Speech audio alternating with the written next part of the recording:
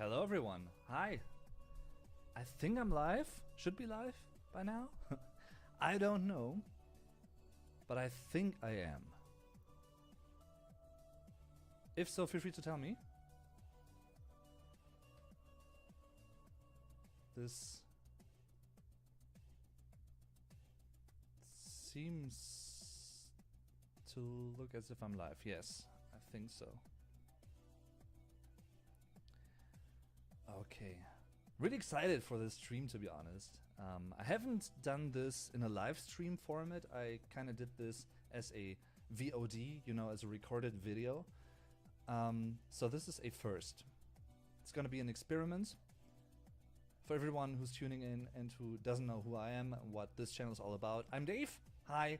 And I usually make videos about the German language and culture. And to some degree, this is no exception.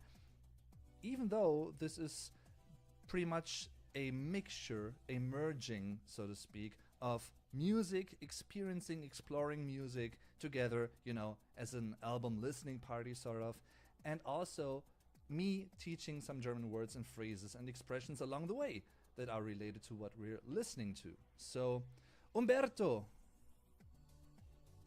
No audio. Audio a little low.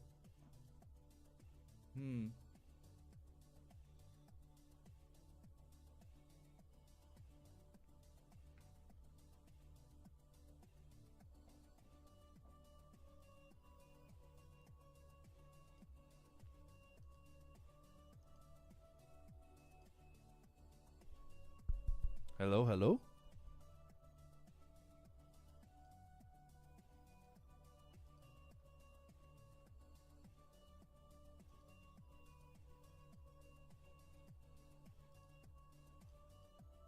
Hello, hello? Test, test, test. Can you hear me? Does it work now? It's okay, I'm stupid. Audio only in the left speaker. Okay, interesting.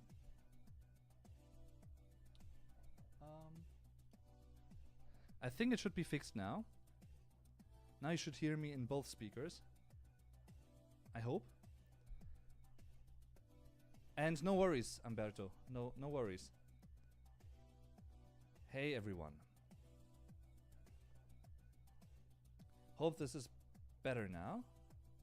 And it's fine. Yes, we hear. Awesome. Hi Rosen. Hi everyone. Alrighty, fixed. Awesome. Okay. Hi everyone, hallo zusammen, I'm your vlog Dave, and today we're gonna try something that I've never done before as a live stream, because I did this before as pretty much a recorded video where I listened to the new Rammstein album Zeit. It's pretty much, or was pretty much, a German listening party. We listened to the album together, I listened to it, you could listen to it as well, and then I gave my thoughts after each song and at the end of the album about the album as a whole.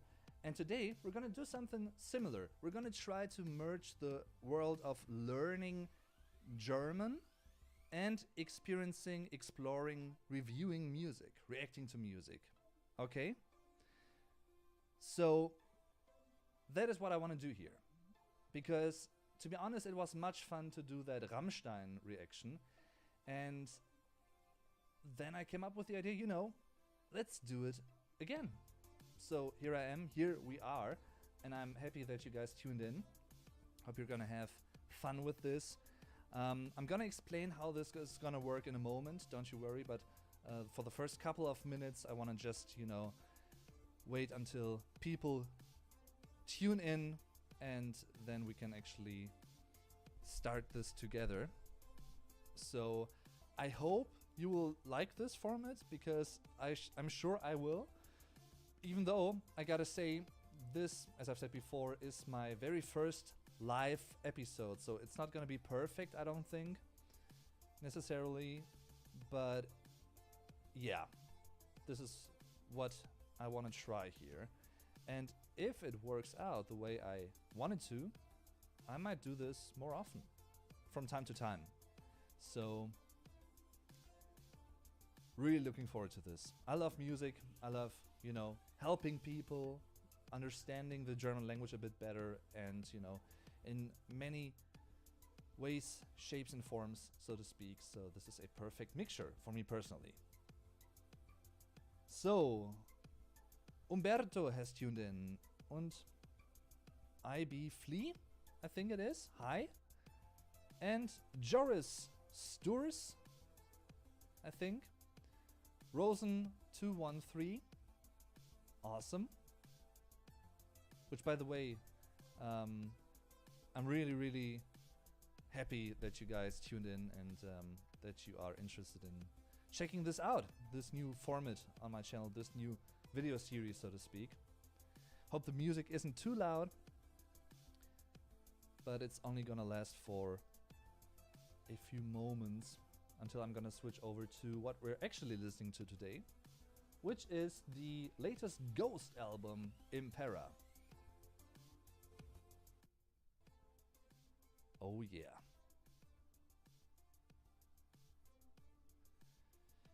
So, I love Ghost, to be honest. The German podcast episode will also be about Ghost and their albums, what I think about them and how I got to know the band in terms of exploring their music and how I think about certain songs, that kind of stuff. So if you're interested in that, yeah, you might be up for that as well. Just saying. It's gonna be the German podcast episode 66, so it's kind of fitting to the whole Ghost theme, with occultism and shock rock, whatever that is, but Alice Cooper and Black Sabbath and the like. So a German anglifying my name, Joris Steuers. Steuers. Yeah, I mean, sometimes I'm anglifying things, even though I know it's not, typically English, but when you're in the flow of speaking, that happens,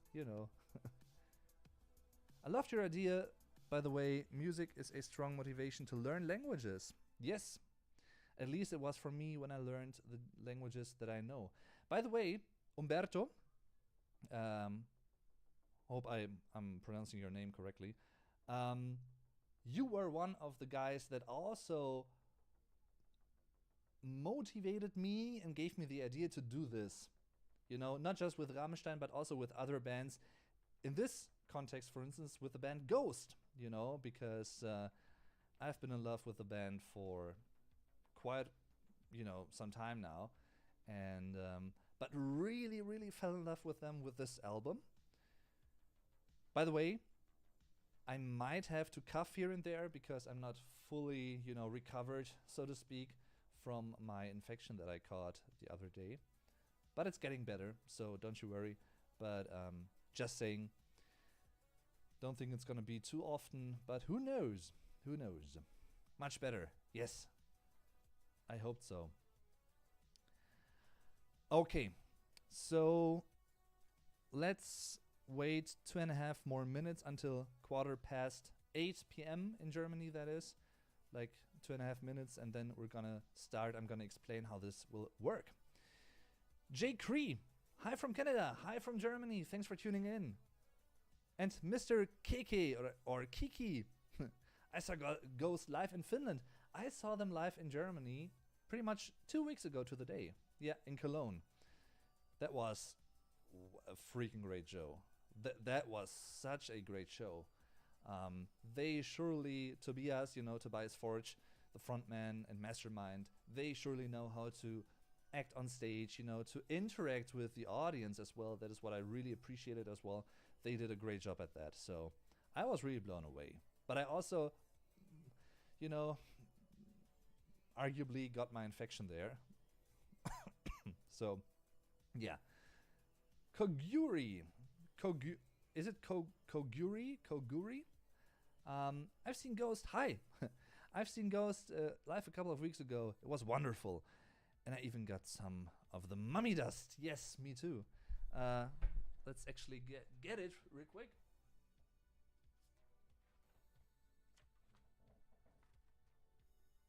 Can you see that? Let me check out for a second. The Mummy Dust. They flooded the arena with this when they played the song Mummy Dust, which is a great song. So, really cool.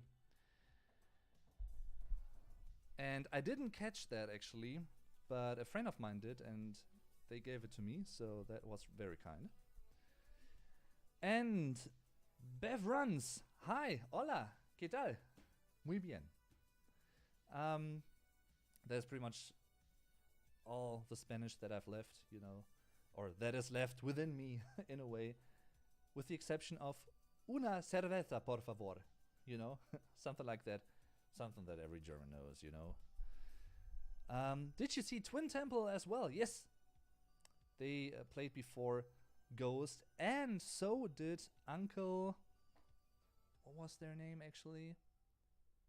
Uncle Acid and the Deadbeats, I think. Really cool stoner rock metal kind of band, really sludgy, also really cool stoner rock, you know. But Twin Temple, they also delivered a great show. Something that I didn't expect. I didn't know the band, so yeah. The pronunciation of my name is perfect, by the way. That's awesome. Okay, guys. I think it's time. It's 8:15 p.m. in Germany, so this is how it's gonna work. We're about to listen to the Ghost album Impera, which is the latest album by the band. It was released in early March of 2020, and because of copyright and content ID, it's not possible for me to really listen to the album live on stream in terms of, you know, playing the music in the stream. But don't you worry, because there's an easy workaround to this. Because we're gonna listen to the album in a synchronized way. It's really easy.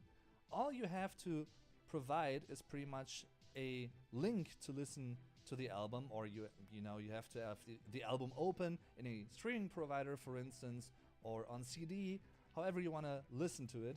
You can find links to the album up there in the chat, in the pinned comment, you know. Gonna copy that into the chat once again as well. It's links to Spotify, Apple, Amazon, Tidal, and Deezer, pretty much the most common streaming providers. So you can actually click there and open the page for the album. And the way it's gonna work is that we're gonna listen to the album song by song in chronological order. And after each song, I'm gonna take a short break to talk about the song. Not too long, don't you worry, guys, but just a few, like 2-3 minutes maybe, something like that.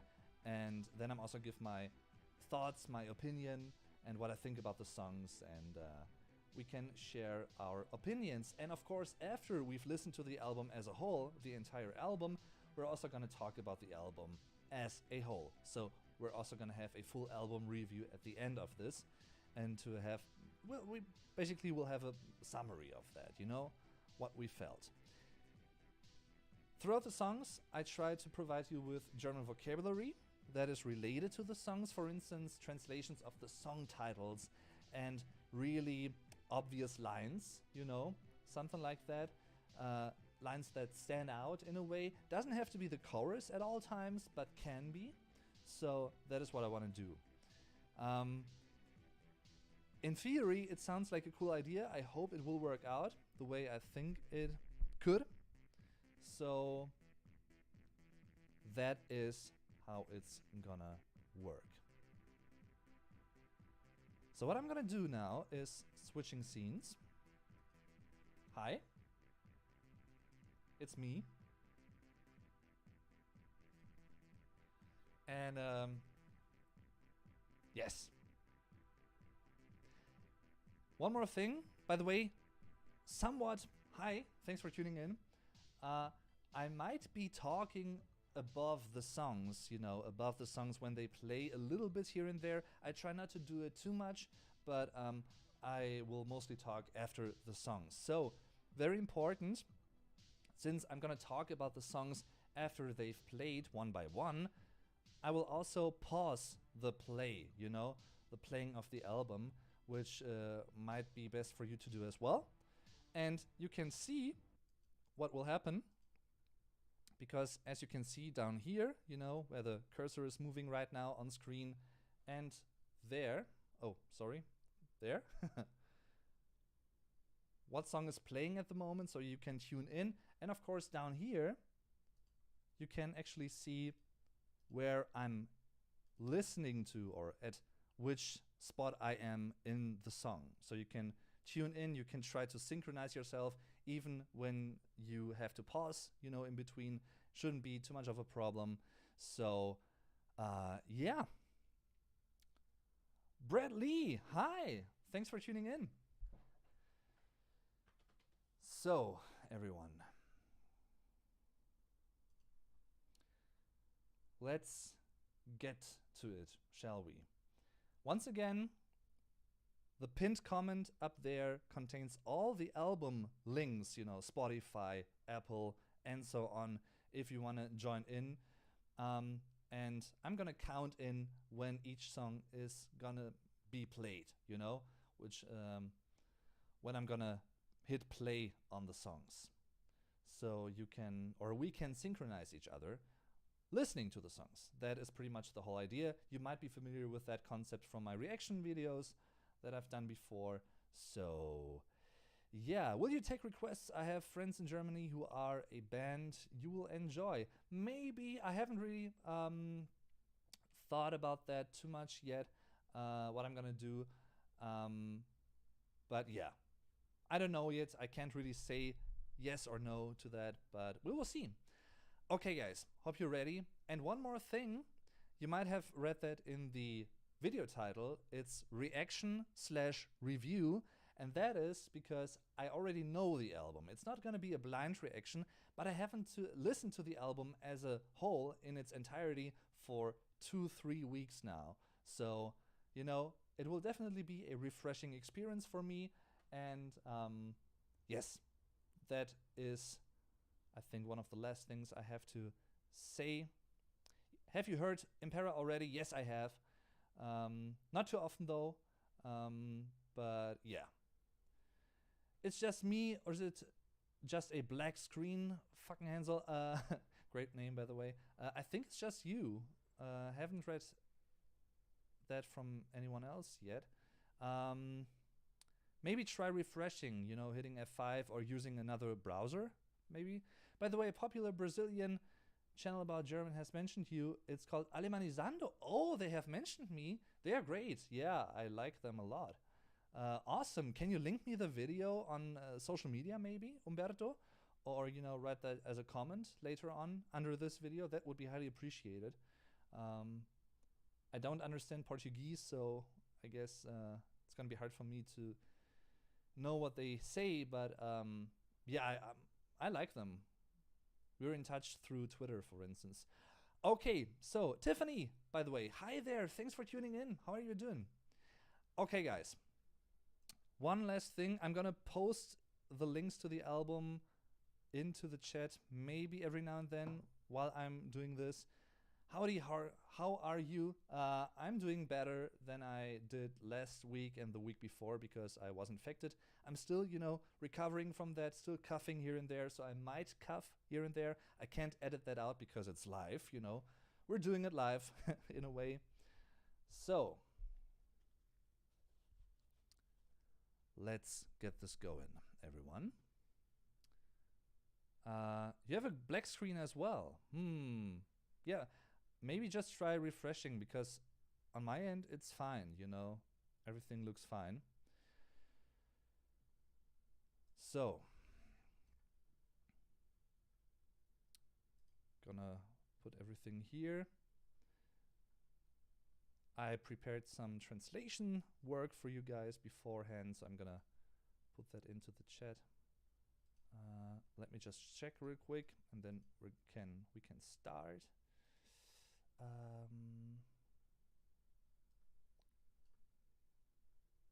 Like this.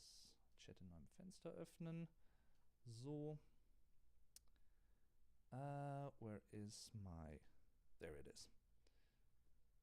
Also, love your commentary about Rammstein. Thank you very much. That is greatly appreciated. Thank you for saying that. That is really cool. Okay, guys, mir geht's gut. I'm walking to work. I'm walking to work. I'm walking to work right now. Glad I didn't miss this live stream. There's gonna be plenty of more live streams in the future, Tiffany. Anyway, so don't you worry. And I really appreciate you tuning in. And I hope you're gonna have a stressless day, as everyone else, of course. Okay, guys. So it's gonna be time for some Ghost, because if you have Ghost, you have everything. Let's start this. So as I said before, first song, Imperium. It's an intro to the first actual song. After Imperium, I'm gonna stop. I'm gonna talk about it for a moment. Then we're gonna proceed on to the next song. I'm gonna stop at the end of the next song. I'm gonna talk about that song. Then we're gonna proceed on to the next song. So what I wanna say with this is there's gonna be a little pause in between songs. So it's best to make sure that you can stop, and hit play whenever you want to. Just saying beforehand. Okay, everyone. This is it. We're gonna listen to Emperor by Ghost. And we're gonna start with the first song, Imperium. In 3, 2, 1, play.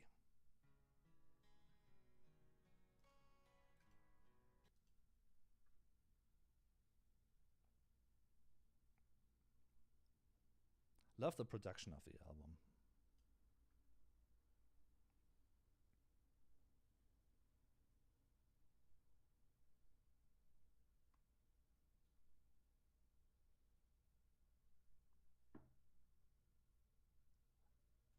And the lovely 80s vibes, the dual guitar lines. Love that.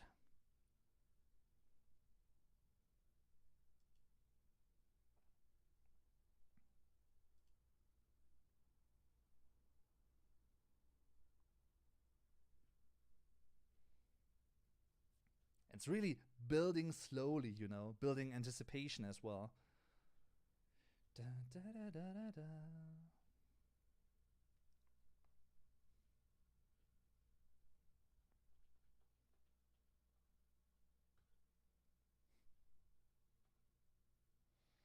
Heroic as well, Heroisch, that is.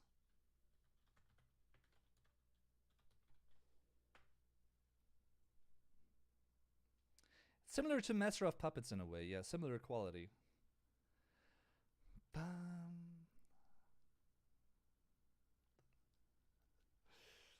Ha!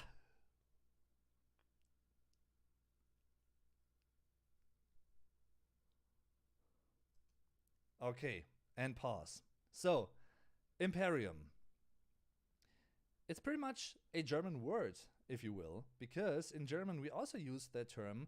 It is das Imperium, singular, die Imperien, plural, the empire.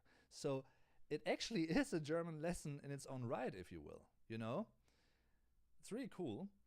And I really like the quality of this intro. It's a true introduction to the album, and it also sets the tone, I feel. It's really heroic, as I've said before. It's majestic in a way, but it's not too much all at once in a way. It is really building a climactic progression, and then it stays there. It stays up there, holding the anticipation, and you're wondering, okay, what's gonna be next? Is it gonna be like a full bang, starting with a really, really fast, heavy tune? Kind of. We're gonna find out in a moment. I love that you're listening to Ghost. Thank you very much for saying that, Stevie D. And hi, thanks for tuning in, everyone. And thanks for watching, everyone. By the way, for everyone watching this afterwards on YouTube, you can find timestamps to the different chapters of the recording of this live stream in the video description, or, underneath the video, as you might know from other YouTube videos, just so you know. I love it. And before we're gonna move into the first real song of the album, Kaisarion, love this tune. One more thing about the songs, or the band's name in a way. ghost. Sounds really cool, has a cool ring to it in English as well. But in German, it's interesting because, you know, whereas you'd use two separate words in English to refer to different things, in German we would say or use just one singular term for that, which is der Geist, singular, die Geister, plural. Because it can mean one ghost, you know, in the sense of, you know, some creature, mythical creature in black sheets, you know, wandering around, scaring people. That is the ghost. But it can also mean the spirit. So it's an ambiguous term, you know. The spirit in the sense of, you know, our human cognitive behavior, you know, being able to rationalize things, to think in the first place, you know, having a mind to use. And that is a very human thing, I feel. So, and it can also be, you know, a spirit in the spiritual sense of the word. So it's a really cool term, and all of that we refer to in German with the term der Geist. It's a masculine noun, so this is cool. I love this. And of course, once again, I'm also going to post everything, you know, every German word that I say into the chat. For some, I've also provided the IPA, meaning the pronunciation, not for all, but for some, because when I'm going to mention something on the fly, I won't have that ready. Hope that's okay for you guys. So, yeah, just so you know. And can't wait. I love this song. Spoiler alert. Okay, hope you're ready, guys, because I sure am. Let's listen to the first proper song on the album. It's song number 2. It is called Kaiserion. And we're gonna listen to this one in 3, 2, 1, play.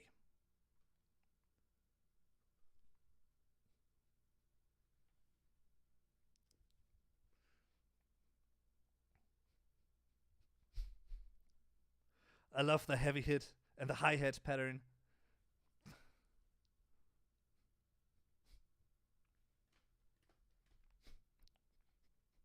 Such a great song. Love this.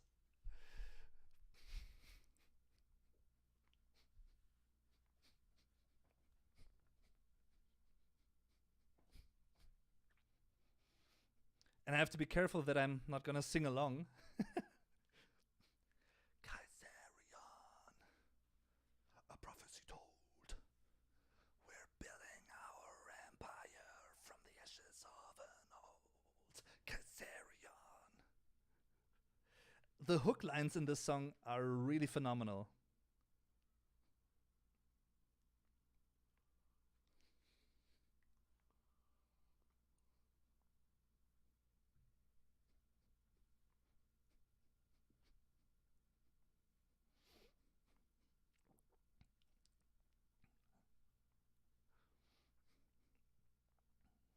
And the melodies, harmonies, and the vocals, you know. Far away from the stench of the heavens. Long ago, yet too close to forever. When a paradise is lost, go straight to.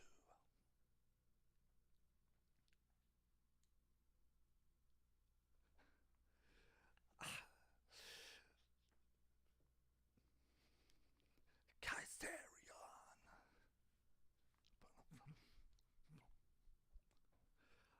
The drumming, the drum fill there.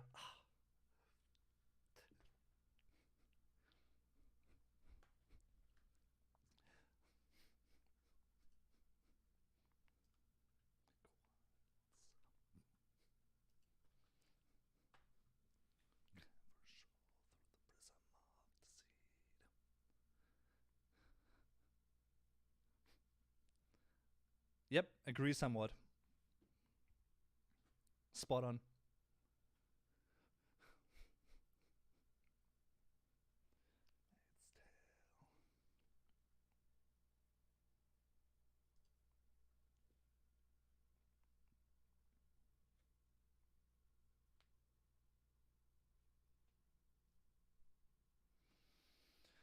a paradise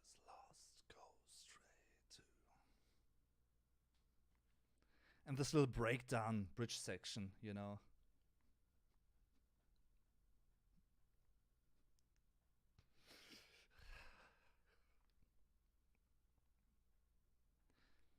Has a very Opeth-like style, which also fits. Gonna talk about that in a moment.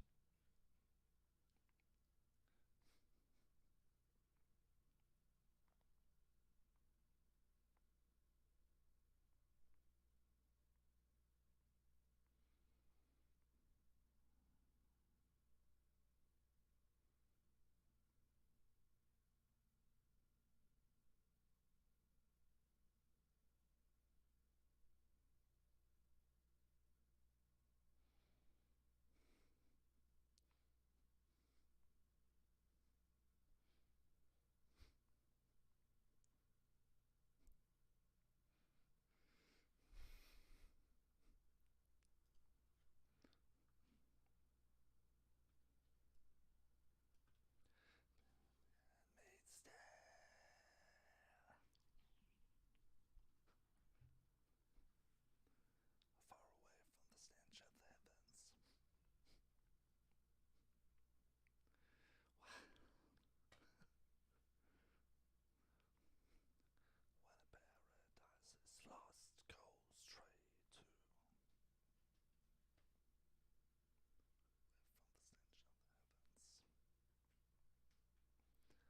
forever.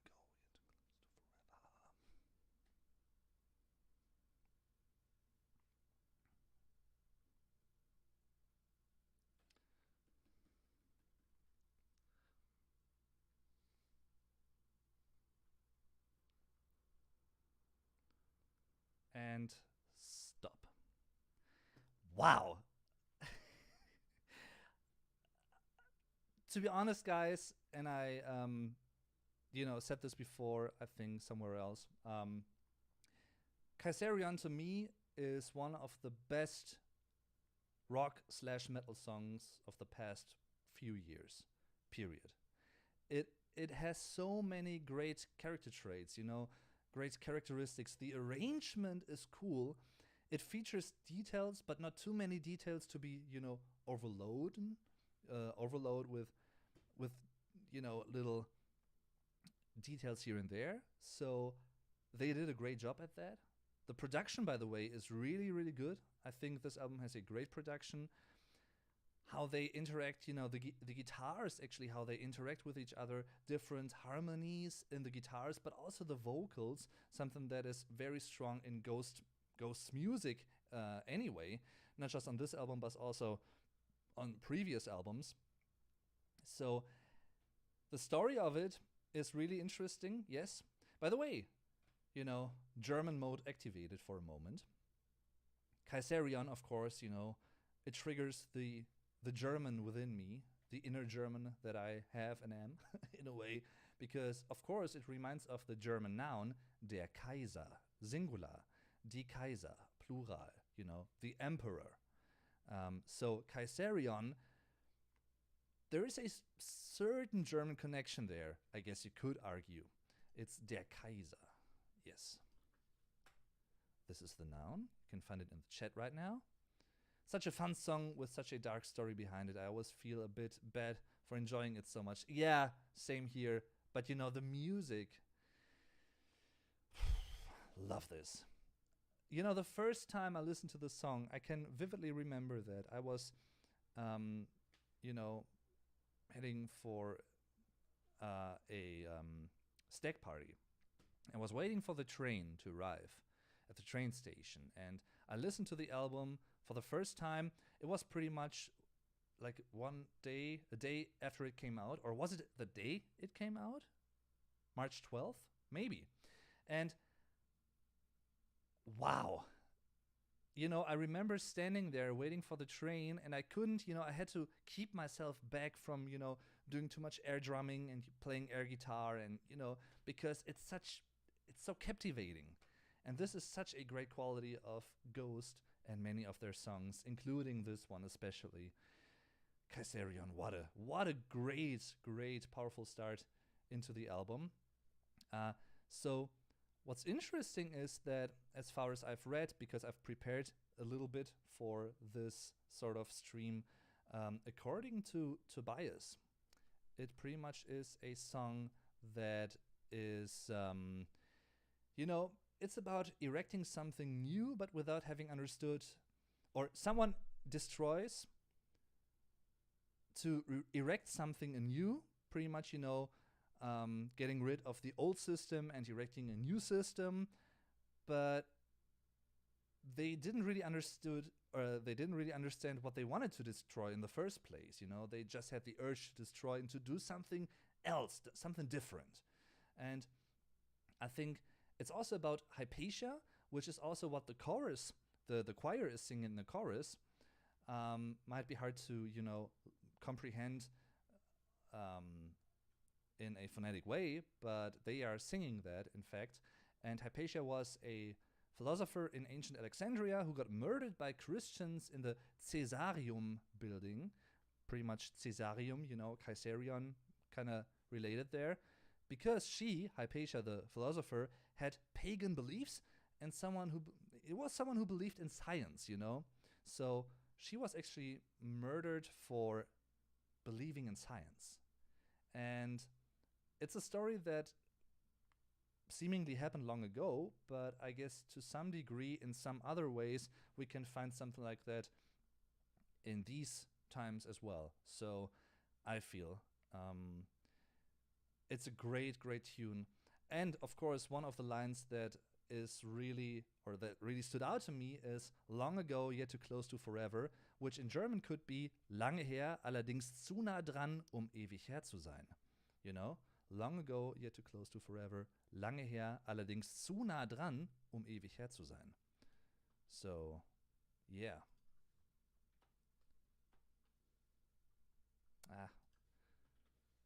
Let me check real quick if I can. Nope. Okay, I have to prepare that differently for the next stream. This way might be better. Also, another line that I want to address real quick is, it's the words that were never spoken that echoes through the times. Es sind die Worte, die nie ausgesprochen wurden, welche durch die Zeiten hallen. They echo through the times. Sie hallen durch die Zeiten. Great, great, really picturesque line as well, It has a great sound to it and great implications that go along with that. So, yeah. My favorite is either Griftwood or Spillways, but Caesarion is right there too. Yes, I agree. So, I really like this a whole lot. How long have you been a Ghost fan, Dave? Really like a big fan since only a couple of months, actually. So not too long, but I have known the band and appreciated their work for quite a while. Maybe since like 2017, 2016, around that time, when I heard Ritual as a live in studio version on YouTube. And I was really captivated by that. And but for some reason, I didn't really listen to their albums back then. I don't know why. Maybe just didn't get around to do it. I think that's one of the most probable reasons. But I love Ghost. As I've said before at the beginning of this live stream, the German podcast episode, my German podcast, hence the name, will also feature Ghost. It will also be about Ghost and what I think about the band and all the albums and songs that stand out to me. It's going to be the German podcast episode 66, and it should be live after this live stream right here. So maybe at the end of this, I can actually provide you with a link to that if you want to. Dankeschön for your vlog, Dave. I absolutely love learning German and all things metal, so your channel is exactly what I've been looking for, says Ashley Dunn. Hi, Ashley. Thanks for tuning in. Hope you're doing well. Thank you very much for saying that. Spillways sounds like Def Leppard. Well, how about we find out? Because the next song, indeed, is gonna be Spillways. And spoiler alert, you might be able to tell that from the way I'm gonna react, probably, listening to this song. It's a good one as well. It's a damn strong opening of this album, I feel. So, without further ado, let's continue with the third song on the album, which is titled Spillways. And I had to look up what that actually means, but I did, and I'm going to talk about the song a little bit after we've listened to it. So let's continue with song number 3, Spillways, in 3, 2, 1, play. This reminds me of Toto right away. Ding, ding, ding. Like Hold the Line, you know?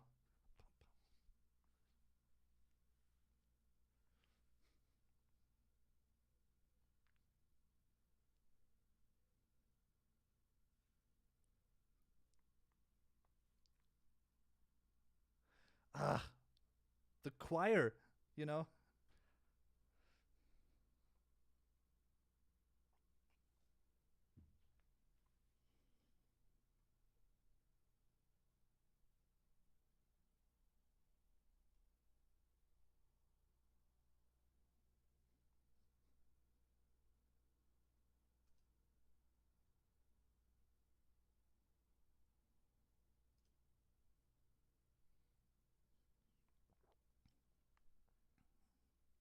It's a cruel beast at your feet. It's a burning yearning through the spillways. This chorus.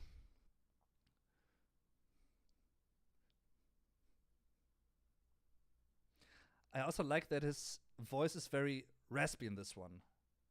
Really suits it, yeah.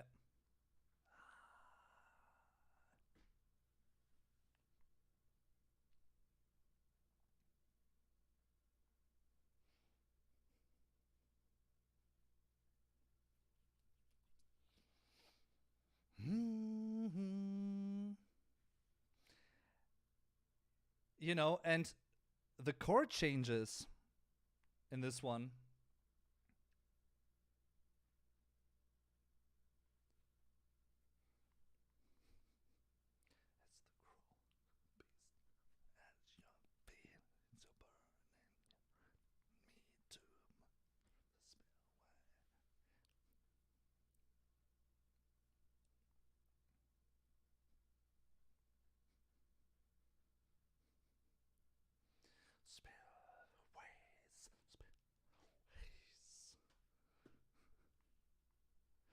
Love it.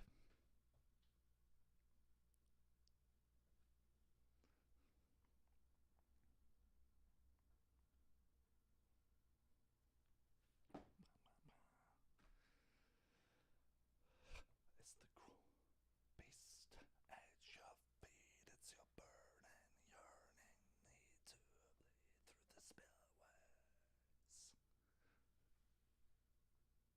So damn catchy.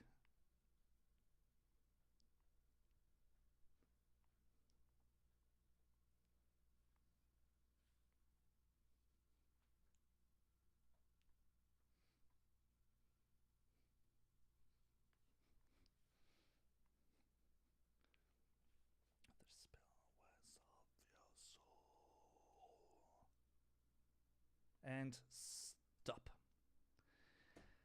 Sorry for me, you know. That is just how I am when I really like something, like music especially.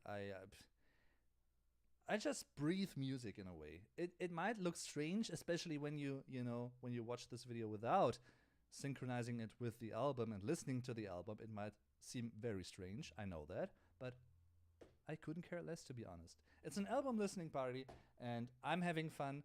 Hope you guys have fun as well to do this. And I just love it. I just love it. Fun to watch this without the music. Yeah, I feel it. I feel that. But you know, that's just I love it. I love it. I get really invested into music when I'm listening to it, like music that really means something to me. And this is music that really means something to me, in a way. You know, whether it's the lyrics or the music or both in combination.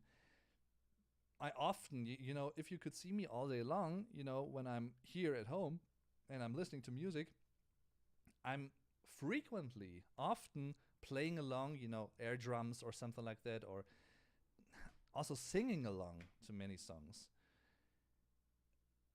It's fun. I you know I couldn't live without music. I love music, and you know, these two last songs, Kaiserion and Spillways. Don't apologize. I love your energy. Yeah, but it's, I guess it's somewhat uncommon in terms of, me being German, because many people might think of Germans to be more reserved, laid back. And usually I'm a very laid back person. I live very stressless. I try to do that. But when it comes to enjoying music, sometimes I get a little bit out of myself. And I definitely love that. And yeah, you know, it just shows how great this music is to me, how much I appreciate it and how much I take out of it, because the energy, whether it's, dark lyrics, doesn't really matter too much, I don't think. It might play into that as well, but in this case, Spillways, it's even if you don't pay attention to the lyrics at all, it just works. It just works musically speaking, because it's so well arranged. The chord progressions, sometimes, when the chorus hits, from the progression from the verses to the chorus is kind of unexpected, I feel, because the chorus has a different, tonal quality, sounds a bit happier, maybe, if that makes sense, brighter in a way. So I really love how they did that and how they pay attention to that. By the way, I actually thought or talked about, I think in the intro, Imperium, how that sort of reminded me of Opeth, the band Opeth a bit. Also a Swedish band, similar to Ghost, by the way. There's a good reason for that, which is not, just because it sounds similar, but also because, I hope I'm going to pronounce his name correctly, Fredrik Åkesson from Opeth, the guitarist of Opeth, played guitar on this album. So, and when you know his playing and his style of playing guitar, his picking style, you can definitely hear that here and there. So I love that. I just love it. By the way, Pitch and Hearted, hi, thanks for tuning in. Forgot to mention that. By the way, one more thing that I have to check real quick. Doesn't take long, but since I actually made a whole new scene for this, I don't know if it works, so I want to check this real quick, because I also implemented some alerts. So in case someone uses Super Chat or something like that, it should show up on screen. I'm not sure. Let's check that real quick though, if it works. Should, but maybe not. Where is it? Yes, it works. Awesome. Okay. All right. Never mind. Spillways. So, as I've said before, I had to look up the term. I don't know. Did you guys know what a spillway is before listening to the song? Have you come across this term?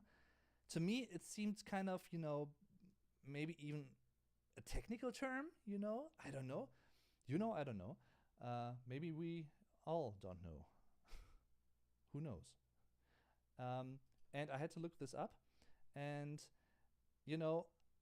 it's actually, in terms of a more common German term that refers to this, a spillway is der Abfluss, singular, die Abflüsse, plural. But not an Abfluss in the sense of, the kitchen sink, for instance, where water runs through down there, But when you think of a dam, a huge lake, and then there is a dam, and then you have, tiny holes within the dam that people can open and close depending on how much water they want to let out of the lake. They try to balance the water levels. And that is pretty much a spillway. That is pretty much that little hole that you can open or close and let water run through it. And in this context of the song, I don't know if you've paid attention to the lyrics here and there, he's actually talking about that as well, the spillways of your soul. And it's pretty much, a song that tells us, at least I feel that's what it could be about. It's important to not let yourself be ruled by darkness, and it's important to be aware of the necessity of letting darkness and dark energy you might have in yourself, anger, hatred, something like that, out of yourself, out of your spirit, your mind at times, through spillways, through ways to cope with that and to be aware of that. And in that sense, even though, Ghost often have kind of deep and dark lyrics, and occult lyrics here and there, I think it could be understood and comprehended as a really kind of hopeful song. I don't know. Maybe that's just me. Maybe I'm wrong. But that is what I feel about this song.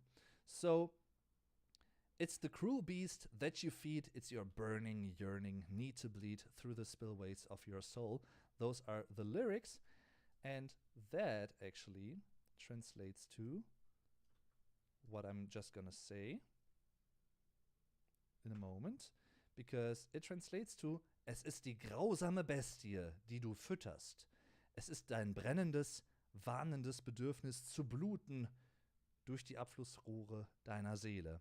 Sounds way less poetic in German, to be honest, the way I translated it.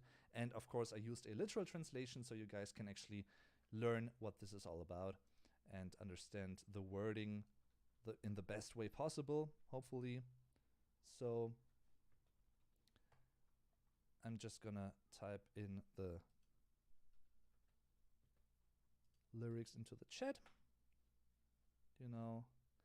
Sadly, because I actually put each line below each other in my script that I prepared right here, it doesn't really work in the YouTube chat, because even though it's like one line, one line, one line in my script, in YouTube it's like all lines in a single row, and that is, I'm sorry I didn't know that, but I'm gonna do that differently for the next album reaction that I'm gonna do soonish, I think. So just so you know, that's not perfect, but then again, this is my very first live album reaction, so things won't be perfect every single time, and there might be some, technical hiccups here and there. But anyway, let's continue with the next song with a really interesting song title. It's called Call Me Little Sunshine.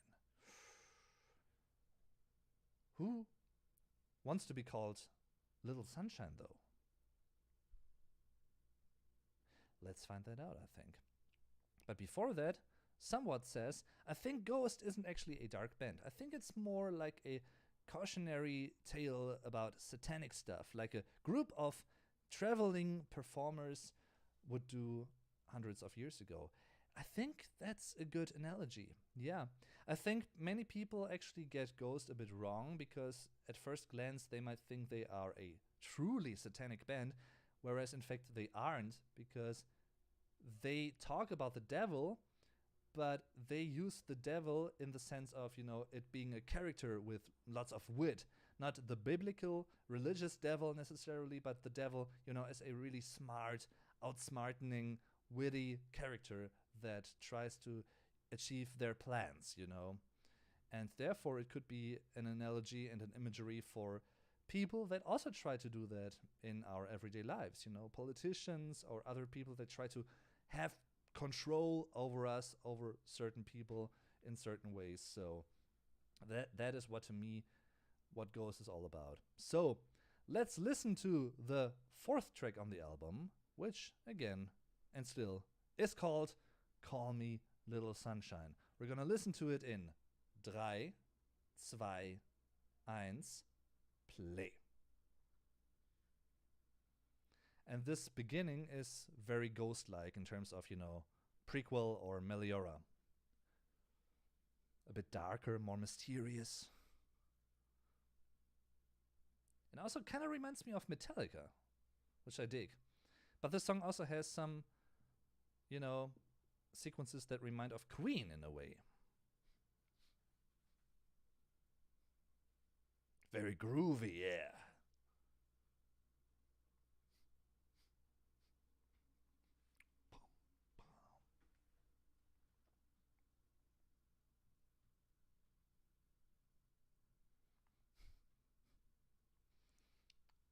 Nice little lick there.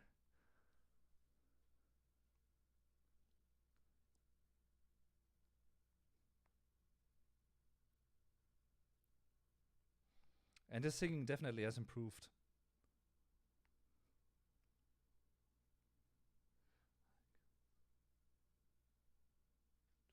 Bum bum, you know, We Will Rock You.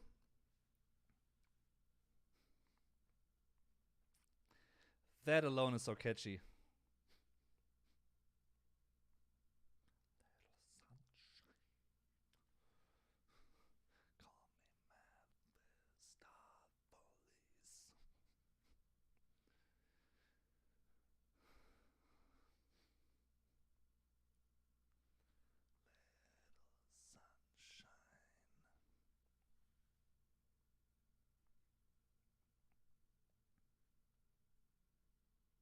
About the planet Venus.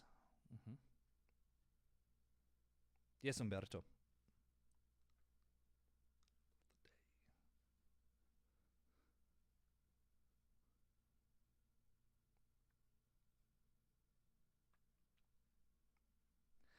I like the little open hi-hat accent there. Really, you know, helps with the overall drive of the song. You will never walk alone. You can always reach me. You will never ever walk alone.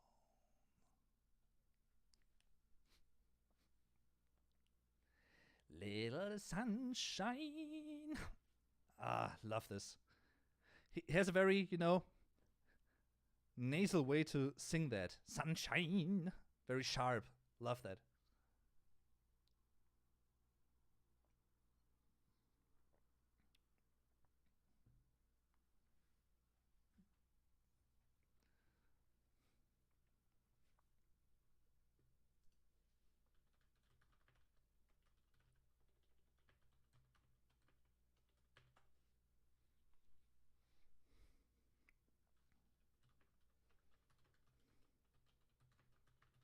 Little breakdown.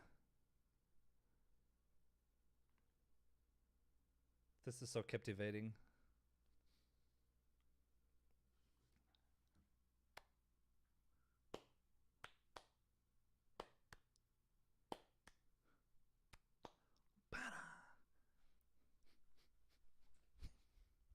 You will never walk alone. Mm-mm. Little variation there.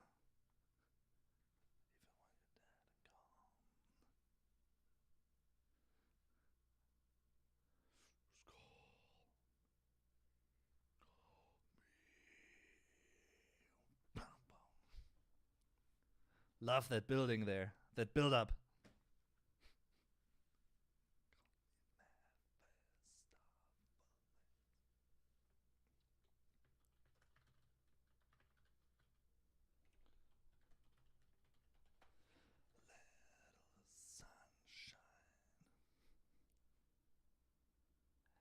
Little sunshine.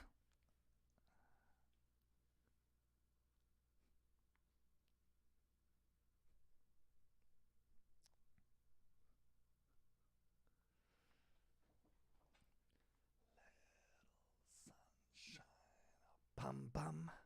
And pause. It's such a huge arena rock sing-along song, isn't it?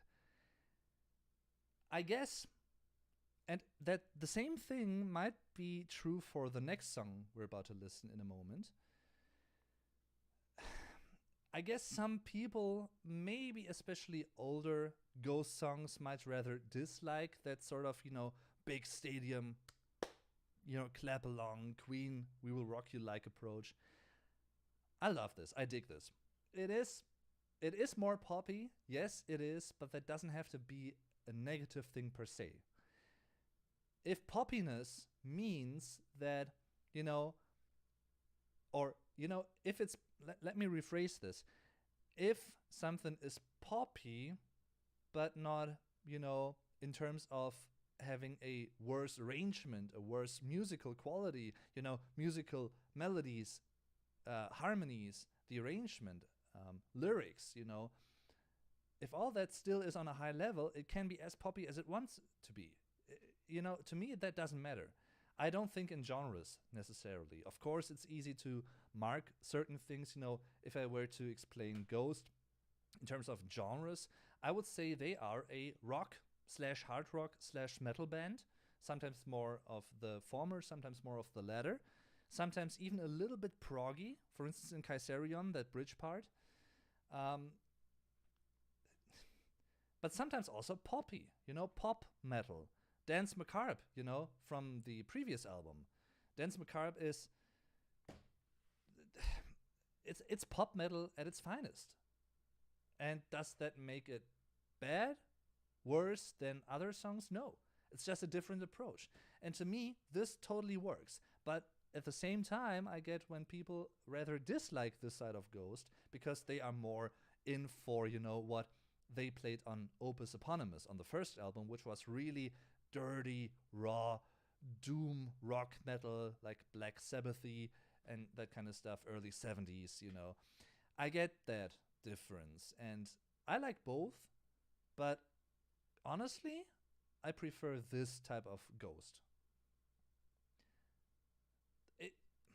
It doesn't invent the wheel anew, you know. It's not the best thing since sliced bread, but it does a great job at what it wants to be, a catchy, short, pop metal, pop rocky kind of tune with sing-along hooks, and you know, it just works the way it is, I feel.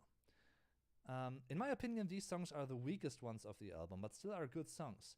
Yeah, I could see that fit that description. You know, I like them all for different reasons, though.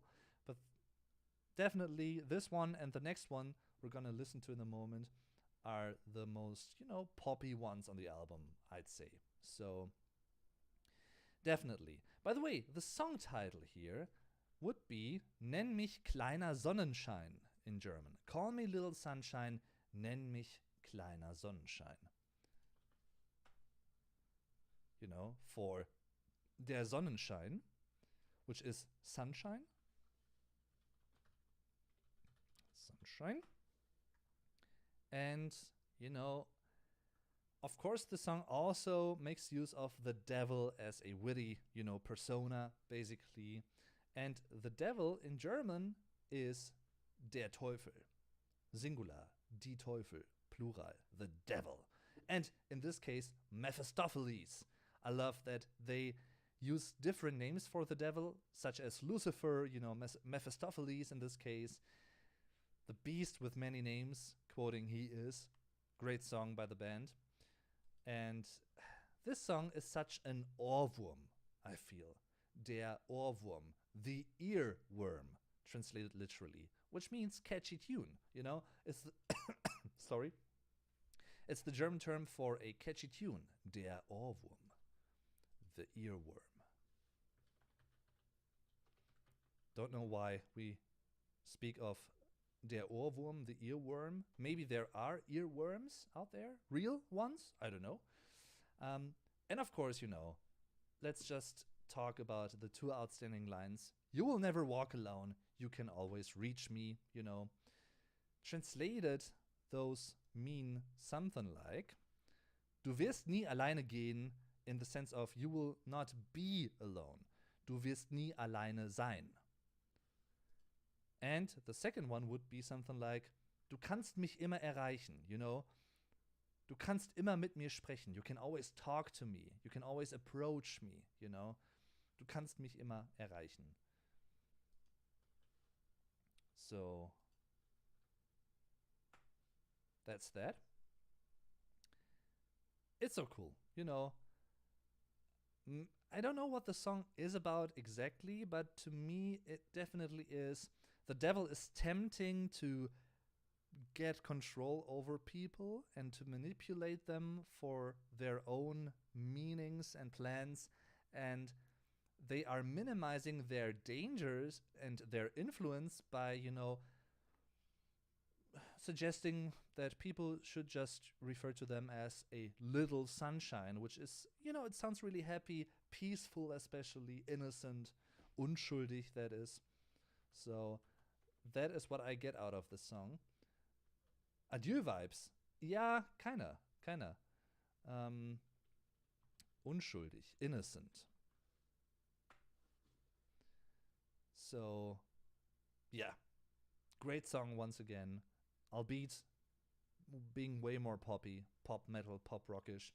And the same applies to the fifth song, which is also very catchy. Especially, what I love about this song is the pre chorus. It's so, bubblegum bittersweet in a way, but it's very good at that. Gotta be honest. So I'm talking about the fifth song, It's a Hunter's Moon. You know? Hunter's Moon, which was the first single off of the album, by the way. And also, it's part of the soundtrack to the horror film Hollywood Kills, I think it's called. So you might have heard this in a trailer or in the actual movie. Maybe not. Anyway, we're gonna listen to the song in, let's see, in 3, 2, 1, play.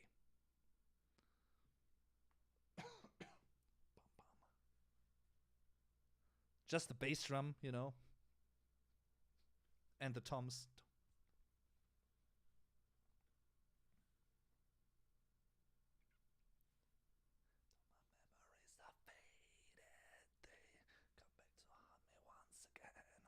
Love this.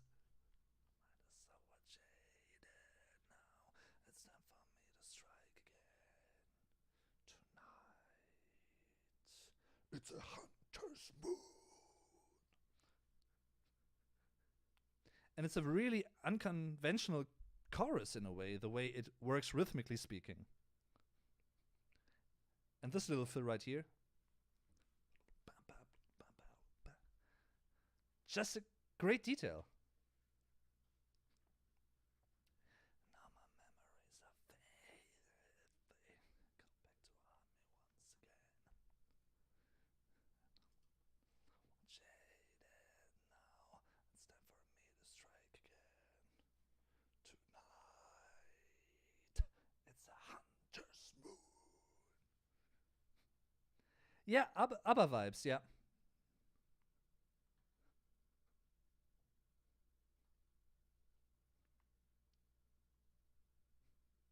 Love this.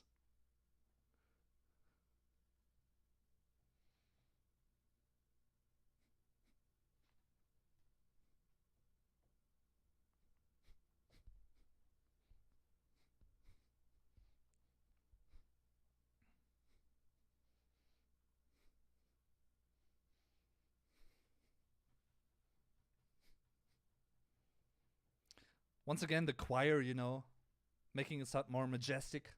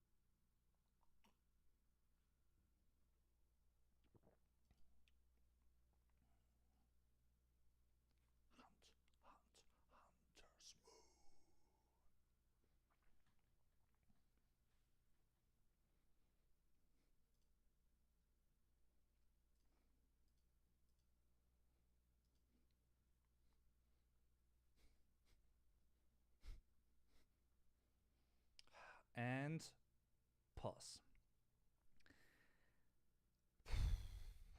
I can't tell how often I've sang along to that song. Especially, as I've said before, the pre chorus. It's so. Again, some people might argue it's way too poppy. But I couldn't care less because it's great. So it's just great. And it definitely, Rosen, as you've mentioned in the chat, it definitely has some ABBA vibes going on. Yeah. And as you might realize, the way I do right now and also before, you know, I can sense so many influences in this album and their music in general, you know, ranging from Queen, Toto, Journey, Boston, Foreigner, Kansas, um, ABBA, you know, but also something like Black Sabbath, Opeth, even here and there in hints. Um, and some 80s metal sort of here and there, which we're also going to be talking about more in a couple of songs from now. It's just great. It's just great.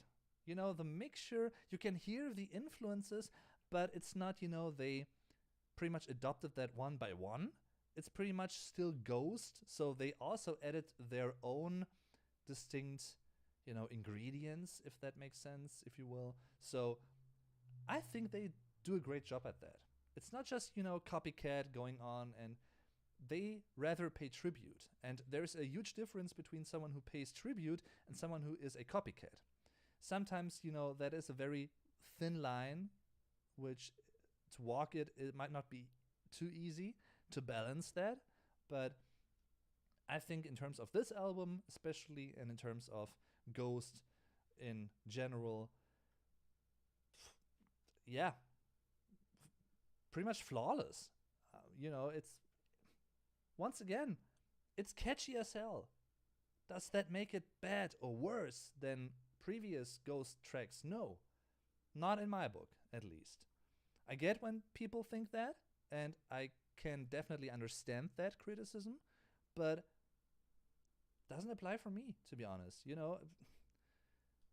But that's also one of the cool things about music. Not everyone has to like everything. Coming back to the song itself, Hunter's Moon, you know, it's a hunter's moon. It's der Jägermond in German, the hunter's moon, quite literally. Or, you know, in a phrase, basically, it's der Mond des Jägers, the moon of the hunter, so to speak. That is the German equivalent.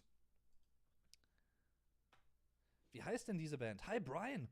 This band is called Ghost, which is der Geist in German, or the spirit. Both apply.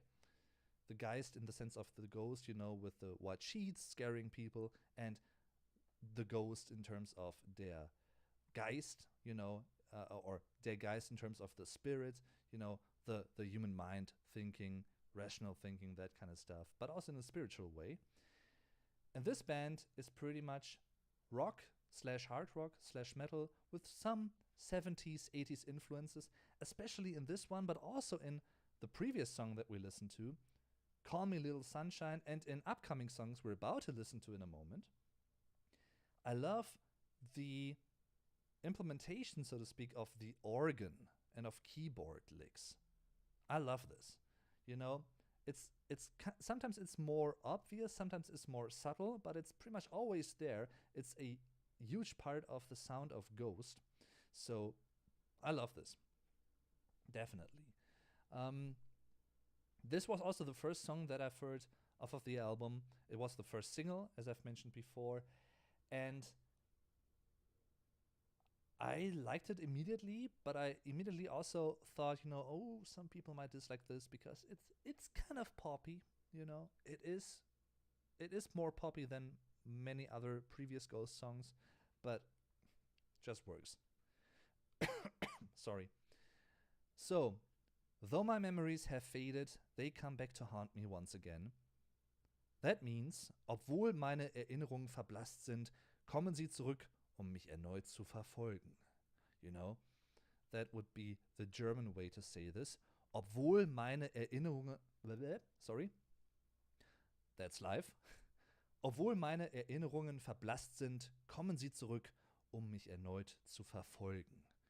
You know, that is such a hooky line of music, and especially, you know, the lyrics. But it works perfectly in combination with the music, I feel. So that's just so cool. The memories, you know, would be die Erinnerung, singular, die Erinnerungen, plural, the memory. And yeah, that is pretty much what that seems to be about. So Tobias Forge actually himself said in an interview, it's an ode to classic horror. There was something nostalgic and longing in that track that drove me to write it, like coming back to the playground at nighttime. Also, the empire of childhood. Because this album, as you might have guessed already, might have mentioned that as well, is sort of a concept album. It's a concept album about the idea of, you know, the rise and fall of empires and how it's inevitable that empires will fall at some point. And in that sense, it's a very timeless album because we've seen that coming and going for centuries, maybe even, um, sorry, more than that. But it's also very, actual, like very in the present day, with things that happen right now in the world here and there. So even though the album was recorded before that all that happened, not gonna go into depth there, but you know what I'm talking about, what's happening in Europe right now. It certainly fits in a way. So it definitely, it really hits the Zeitgeist, which is in German, it's der Zeitgeist, the time spirit, translated literally. So it's a German loanword in English, actually. It's der Zeitgeist. And be careful when you want to use this in German, because in German, the Z at the beginning is more sharp, it's sharper. It's Zeit. It's not Zeit, but it's Zeit, der Zeitgeist. So the spirit of the time, so to speak, what times are like. I see a lot of this subject in 20s. Yes, we're going to listen to that song soon. But before we're going to do that, let's move on to song number 6, Watcher in the Sky. And before we're going to do that, I'm going to post the links to the album if you want to listen along, because you can always, check in and listen along synchronized, because down there you can always see where I'm at within the song, and I'm also gonna count in once I'm gonna hit play for each consecutive song after having talked about the previous one. So this is how this is gonna work. These are the links. You can also find them in the pinned comment up there, and of course also in the video description down below. And without further ado, let's begin to listen to the 6th song on the album, which sort of reminds me of Batman in a way. Sounds strange, I know, but it's true. It's Watcher in the Sky. And after we've listened to that song, I'm also going to talk about that one, and then we'll proceed to the next one. I'm going to talk about the next song, and then we'll proceed the next one to the next one after that. That is how this is going to work, just so you know. For people that might have tuned in now later on, doesn't matter, because of course, if you have missed the beginning and you would like to know what I think about the previous songs, you can always check in with the recording of this live stream, which will be published to YouTube as well afterwards. So don't you worry. But now let's continue with, we're pretty much halfway done with the album, Watcher in the Sky, song number 6 in 3, 2, 1, play. Definitely is der Ohrwurm. Yes. In this song, I really hear some Opeth influences in the guitar lick right here.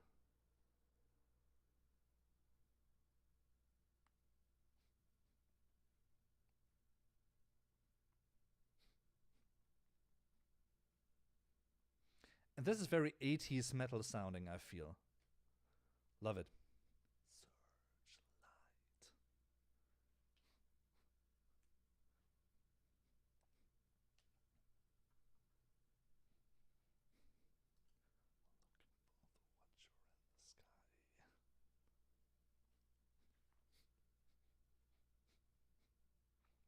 And by the way, the production, once again, incredible.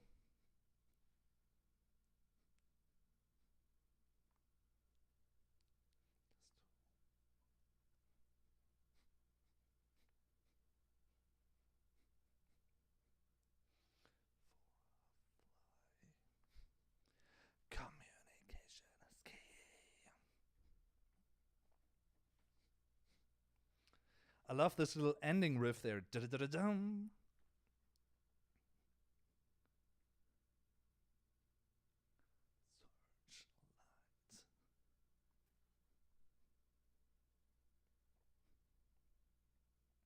I think about what if the Marvel series. Okay, yeah. Yeah, right. That's also great. Oh, very nasty sounding there. Oh, I like it.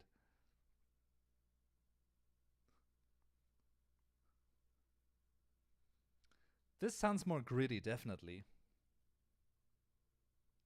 Also, some little double bass.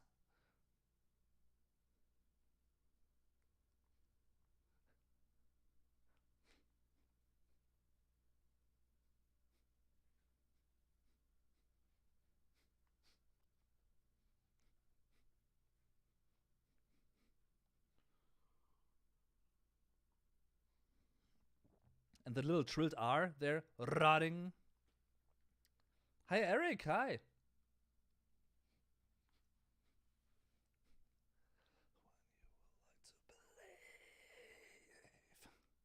Can you see what I see? Searchlight.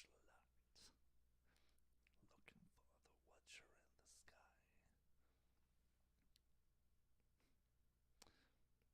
What is your favorite song then? If this is the second best song, in your opinion?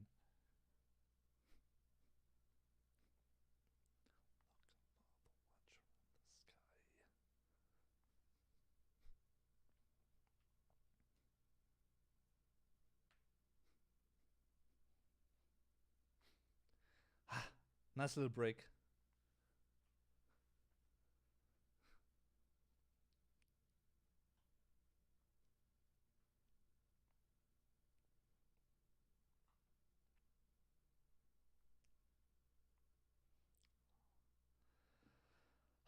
The arrangement. I love it.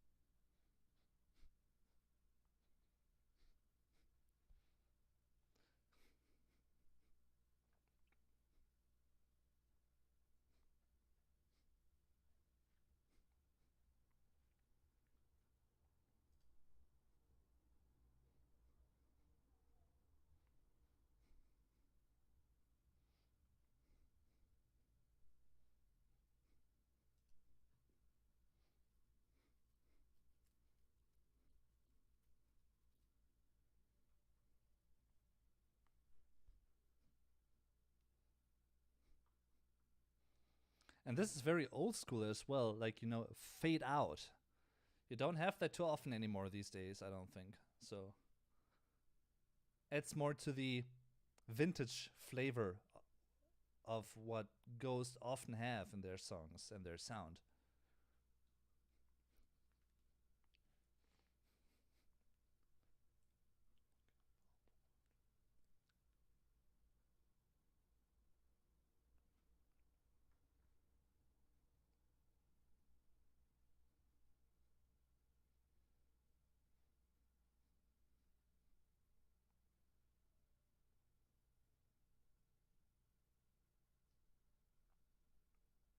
And pause.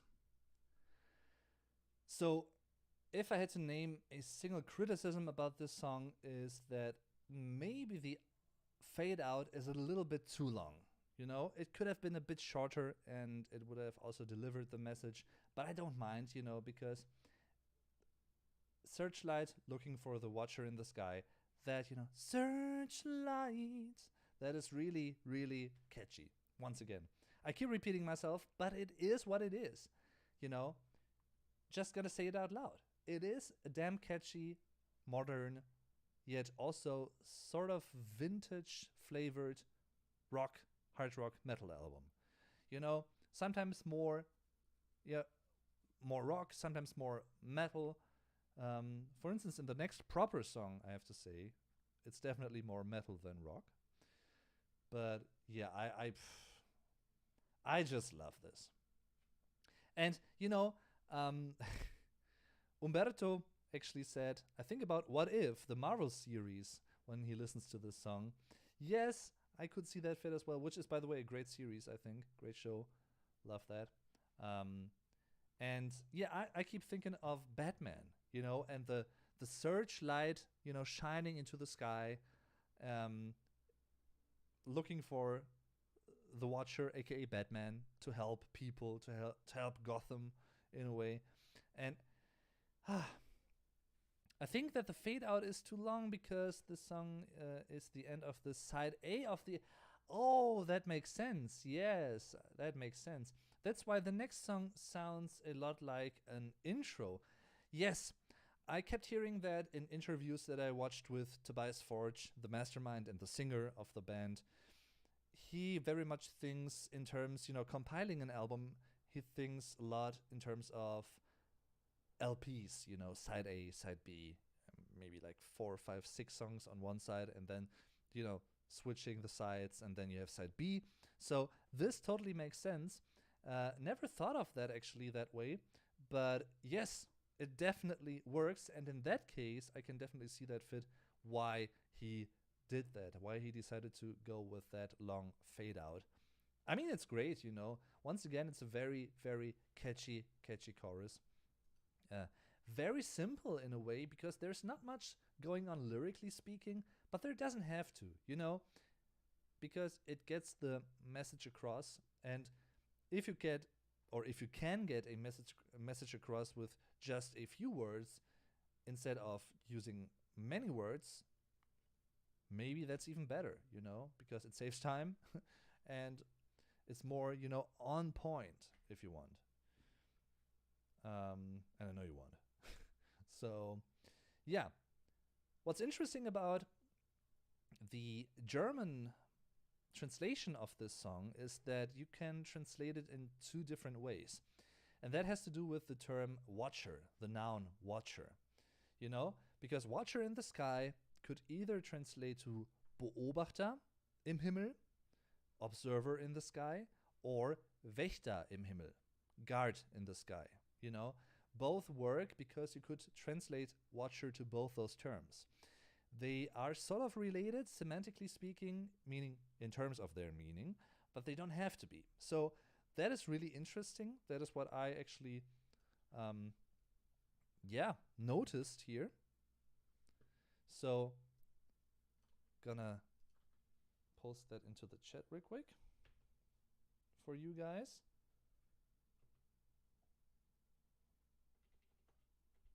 Let's see.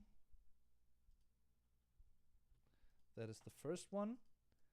And this is the watch the stars to communicate with God. Yeah, I guess that is sort of what this is could be about. Yeah, definitely. You know, longing for a guiding force in a way. I guess I could see that fit definitely. Um, yeah, that's a good idea, Rosen. Definitely. So this is the second variation of that, der Wächter, you know, the guard. And to me, the second option fits way better because, you know, it's a guard. You are looking for someone guarding you, your way of life and your plans, you know, pretty much like what we call in German der Schutzengel, you know, a guardian angel, that is. Der Schutzengel is guardian angel. The protection angel, if you want to translate that literally, der Schutzengel. So, yeah. And of course, last but not least, about this song, at least, it's der Scheinwerfer, Singular, die Scheinwerfer, Plural. the searchlight. So that is also something like a pretty common German term, I'd say. The searchlight, der Scheinwerfer. And before we're going to continue, I have to, excuse myself for a few seconds. Gonna be right back though, don't you worry.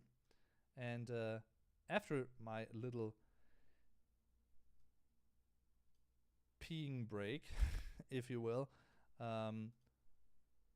we're gonna continue listening to the album. So we'll just take a few seconds, don't you worry. Gonna be right back. This is much fun. I hope you enjoy that, guys. If you do, feel free to tell me in the chat, because that way I can actually get a sense of if you like this video, what to improve maybe, what to, keep, how you like it in general. Also, you guys watching this on YouTube afterwards, feel free to tell me. The only downside of me doing this live, but I really want to do it live because the interaction with you guys is so important to me, especially when it comes to like a longer reaction type of video like this one. The only downside of this is I can't really show German translations on screen while I'm live, That is the only downside. You might know that or recognize that from my videos. You can see the German flag there, and inside the German flag, I write a German noun or adjective, a German word that I translate and explain. And sadly, I can't do that in a live stream. But that is why I hope that it's also working the way I'm doing it here in terms of me writing this into the chat.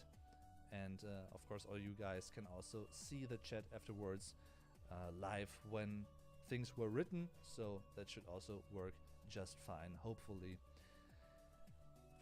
And it's getting really warm in here. Not gonna lie, but that's also partially because of me, enjoying the music. So let's continue doing that in a moment, but I'm gonna be right back. Just give me a sec, and then we're gonna continue with the next song. Awesome.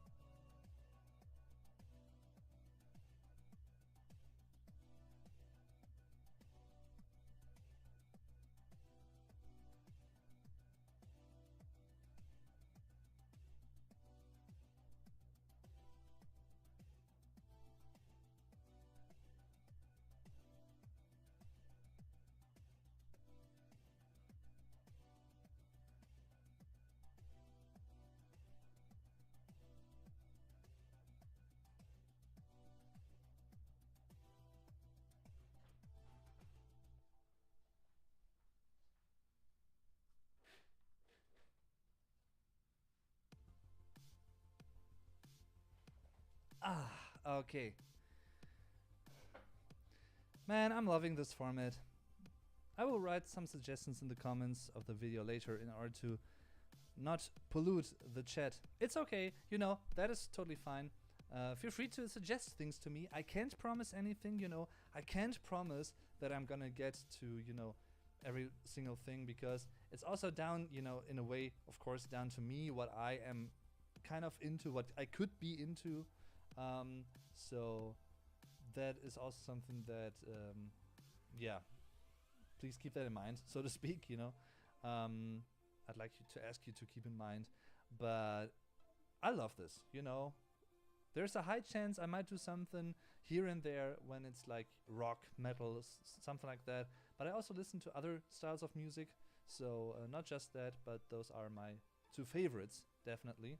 So, everyone, let's actually continue with the album and listening to that. The next song is a little interlude. It's an intermission, so to speak. It's called Dominion, and we're gonna listen to that, then we're gonna stop for a brief moment, and then we're gonna listen to the next proper song, just the way we did it before. We're also gonna do it again here, so looking forward to doing this. Love it. Okay, guys, hope you're ready once again. And everyone's back from, you know, whatever you did while I was away. Maybe you did the same as I did. I don't know. You know, getting a bit lighter, if that makes sense. So, we'll see.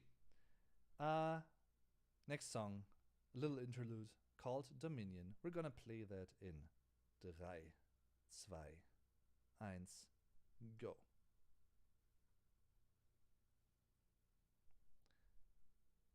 And it sort of sets the mood for the next song, because of this, you know, almost orchestral quality to it. Majestic, majestätisch, that is.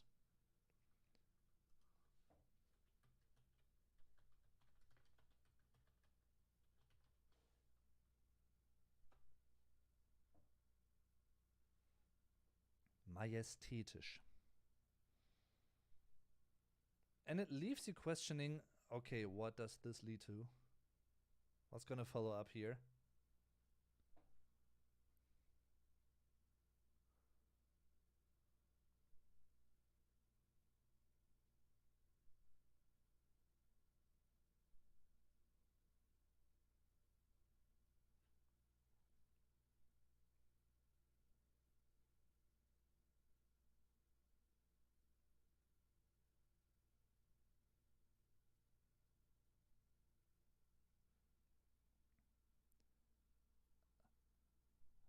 And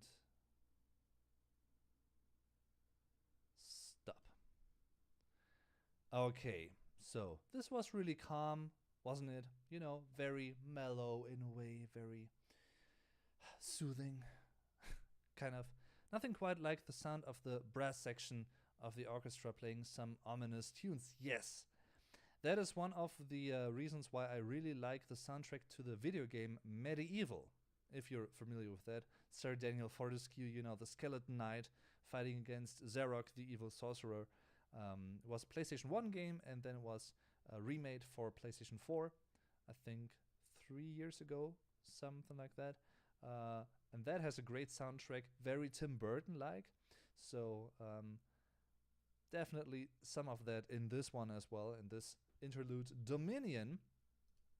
And Dominion is, yeah, I actually also had to look that up. I had heard of the term before, but it actually means das Herrschaftsgebiet, singular, die Herrschaftsgebiete, plural, Dominion, you know, an area of reign, so to speak, a reigning area, das Herrschaftsgebiet, the area of, like, an imperial area where the emperor reigns. That is pretty much a dominion, to, you know, put it in more or less simple words, I guess. Imperialism sounding, yes, it's quite fitting in that term, in that sense, I mean. So I'm gonna provide you with das Herrschaftsgebiet, you know, the dominion. And another important term in this context, which is also part of das Herrschaftsgebiet, which is a compound word, once again, because German, you know, we Germans, you know, we love us some compound words. I think I kept pronouncing that wrong all the time because I think it's compound words, and I actually said compound words. I stressed the first syllable, whereas it's actually the letter that needs to be stressed as far as I know. So I'm gonna try to say that correctly from here on. Might not work every single time, but I'm gonna try. So it's die Herrschaft, singular, die Herrschaften, plural, the reign, the rule, the dominion. My ladies and gentlemen out there. So, and without further ado, disclaimer before we're gonna listen to the next song, it's an explicit song. It's the only explicit song on this album, and there are some slang colloquialisms, you know, in there, which came to me quite unexpectedly so, but it's something else. It's something different. What the song Mummy Dust was to Meliora, the album Meliora, is what 20s is to Impera, I think. You know, it's a very similar song in terms of it's very outstanding. It's the heaviest song on the album, I feel. And it's also the most disturbing sounding one, maybe, but also a really majestic, powerful, evil kind of song.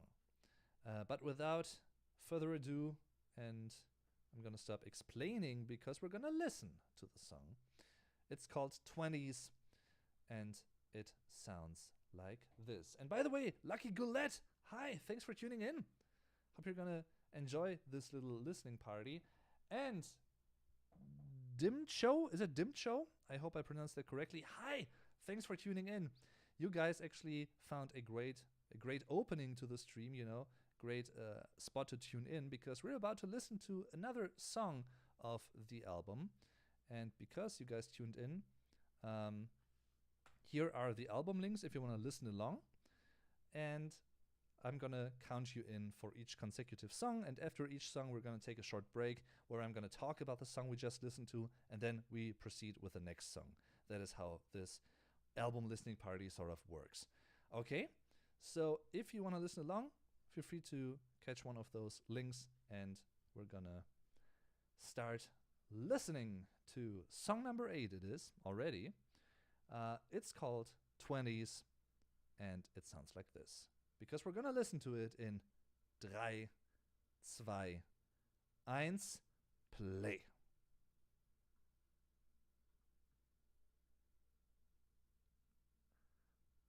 This sounds so rad. Like evil Nightwish in a way. Orchestra gone mad.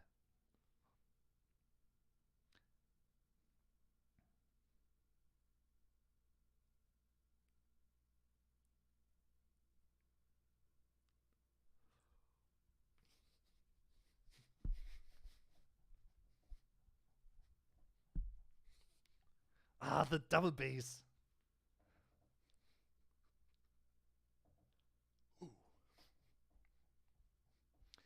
Hi Rick.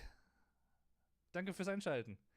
Wir hören gerade den Song 20s. Wenn du möchtest, kannst du auch mithören.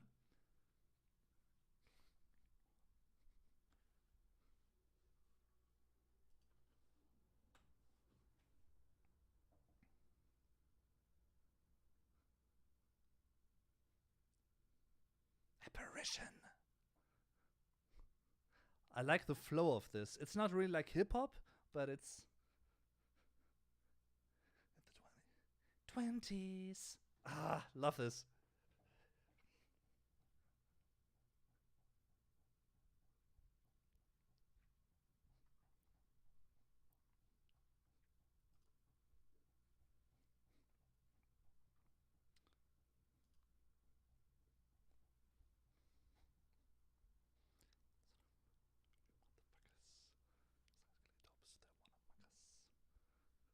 Love this.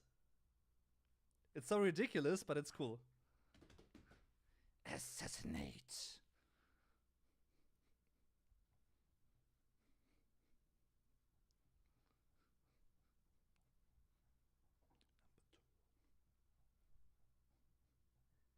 In the 20s.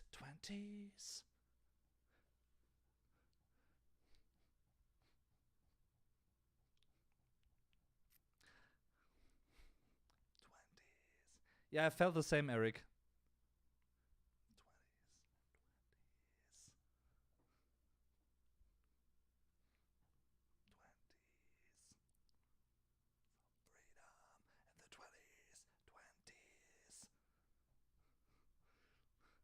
20s. In the 20s. All the way to the 30s. Ah.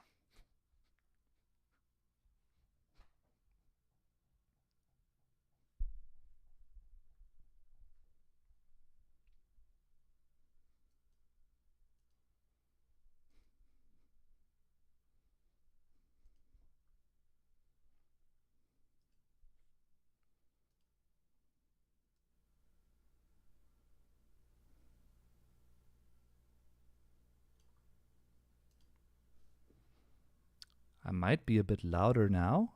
Hope it's not too loud. Hope it's loud enough. Thanks for telling that, Rick.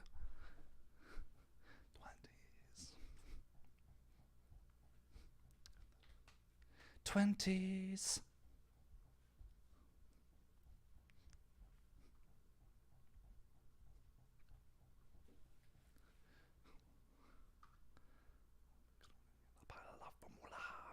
Moolah.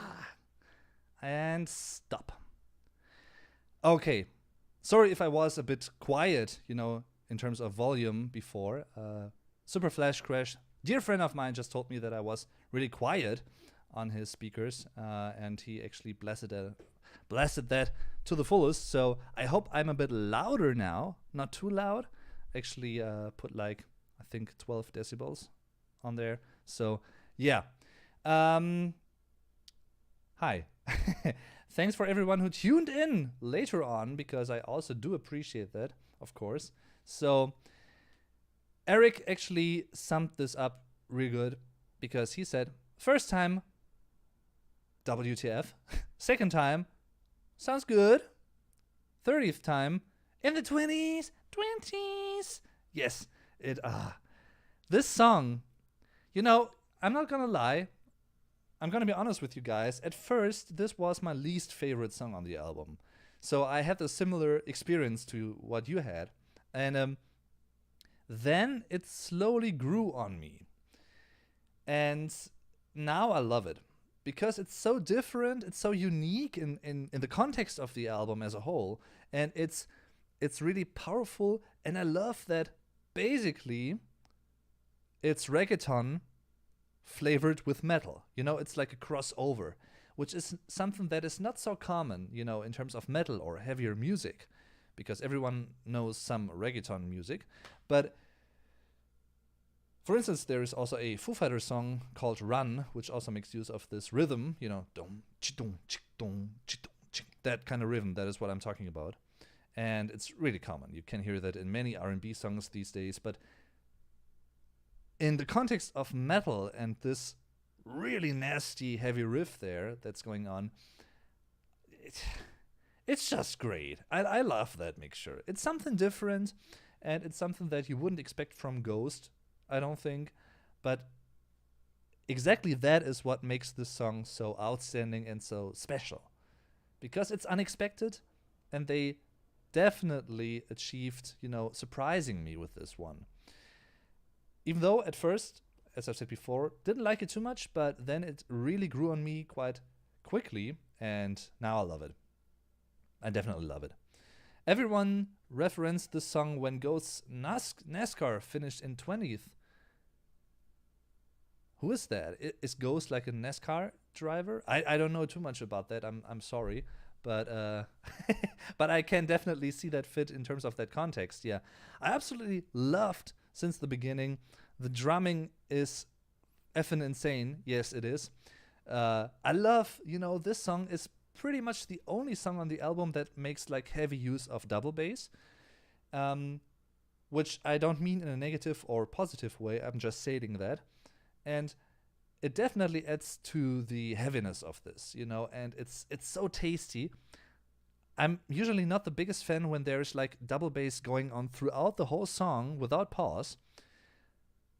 I much rather prefer it the way it's done here, when it's, in little bits and pieces here and there, because then it sounds more powerful and it has a bigger impact, I feel. I don't know if you agree with that, but that is what I think about this, musical choice.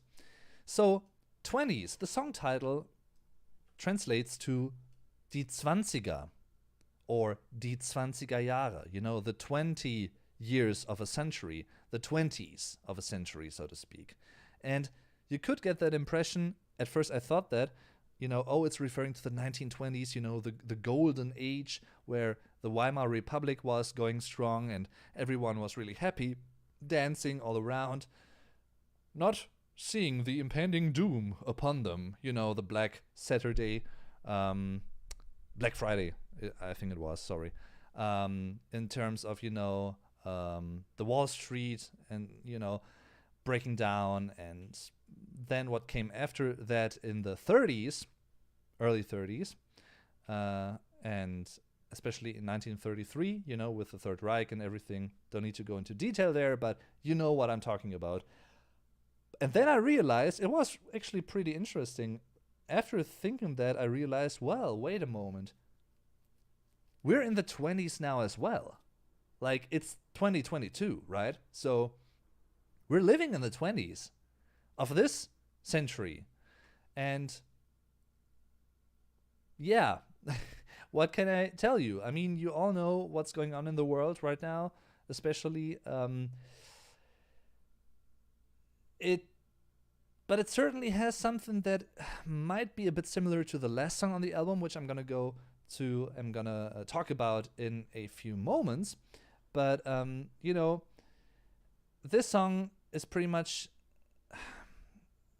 as Tobias Forge, the mastermind and singer, actually said, that song has super aggressive lyrics. It's very hostile. It's still meant as a pep talk, but it's basically demeaning and openly hating anyone who's listening. So, in a way, it's strange to like that song in that sense, but it's groovy. It's really groovy. Also because of that rhythm, that everyone knows, just not like in terms of metal necessarily. It's about someone, I guess, who promises good things, but in the end only cares for their own profit. And people look up to that person maybe, and they have high hopes, to quote Pink Floyd. By the way, Nightwish did a great cover of that song, High Hopes. But in the end, all hope is gone, to quote Slipknot. quoting, so yeah, and yet it is still wrapped up as a gift, as something you should say thank you for, he says. Tobias Forge continues to say. So yes, you're supposed to be thankful for, what that person is giving you, offering you, even though at the end of the day, it also leads to destruction and to evil things, and you can't do anything about it. You have to deal with it, So last century, they were called the Crazy 20s. Yes, die verrückten 20er, so to speak. Yes. So it's, thanks for reminding me to post that. I think I haven't done that yet. So the 20s are die 20er, in short, or die 20er Jahre. That is the long form, the 20s years. Die 20er Jahre. And the usual term, the number, the digit is 20. 20. So, great song, once again. And I love that this album, even though it has it's sort of coherent in a way, in the way it sounds and in the way it has its own distinct ghost sound still, but in new clothing, if you will. It has a great dynamic throughout the album, throughout the songs, in which order they play. For instance, in this case, 20s is really heavy, really aggressive, really dark in a way. And the next song we're about to listen to, Darkness at the Heart of My Love, song number 9, maybe exactly the opposite. Let's check that out. Let's listen to Darkness at the Heart of My Love, the longest song title on the album. A song which I also really love, especially the section that comes right after the chorus with the dual guitar harmonies. I'm melting away when I'm listening to that. That is so classic. It's love it. Okay, and without further ado, let's listen to said song. Even though it is not a sad song, little pun there intended. So, Darkness at the Heart of My Love will start in 3, 2, 1, play.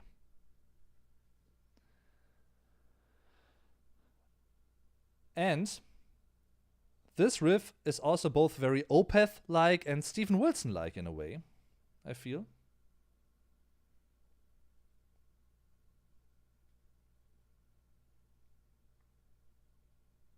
Love the whispering vocals.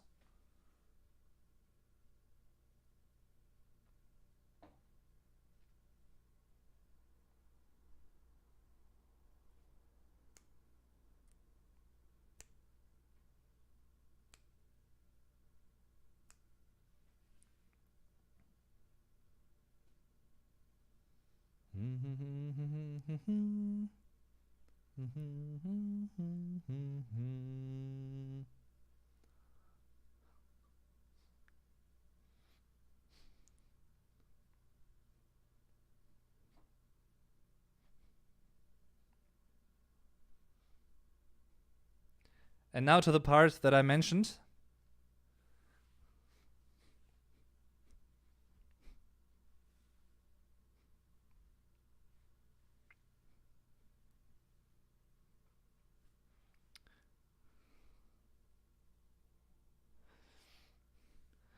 Goosebumps. Getting me every time.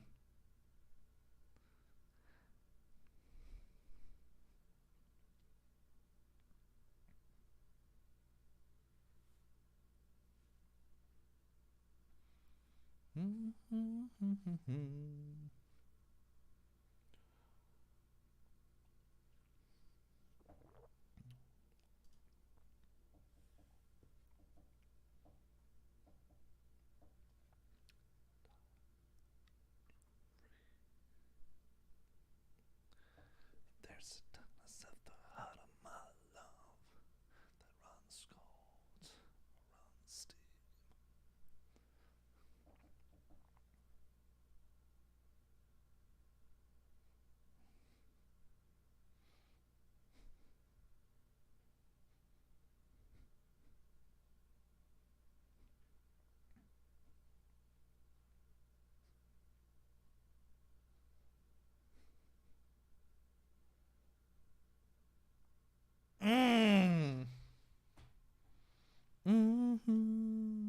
La da. Oh, I love this melody.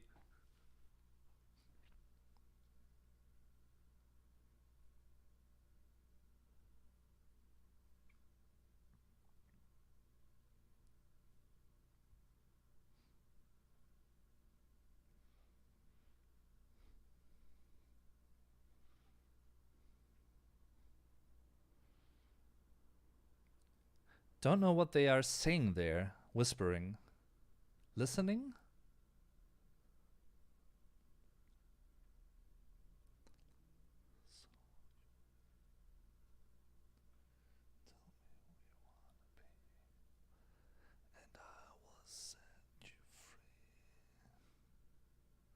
Oh, nice. Lucky Goulet. Didn't know that. Thanks for mentioning that. That is greatly appreciated.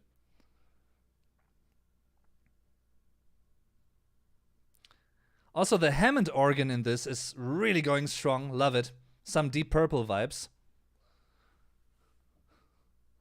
Runs deep.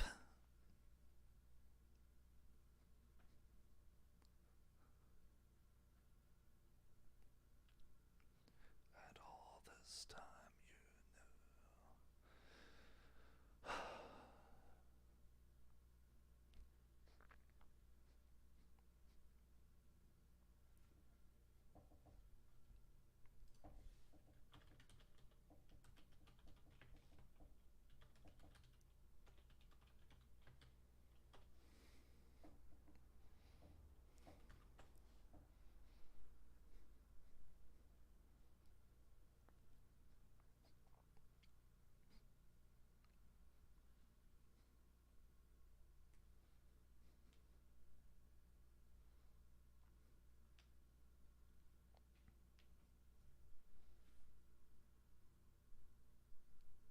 and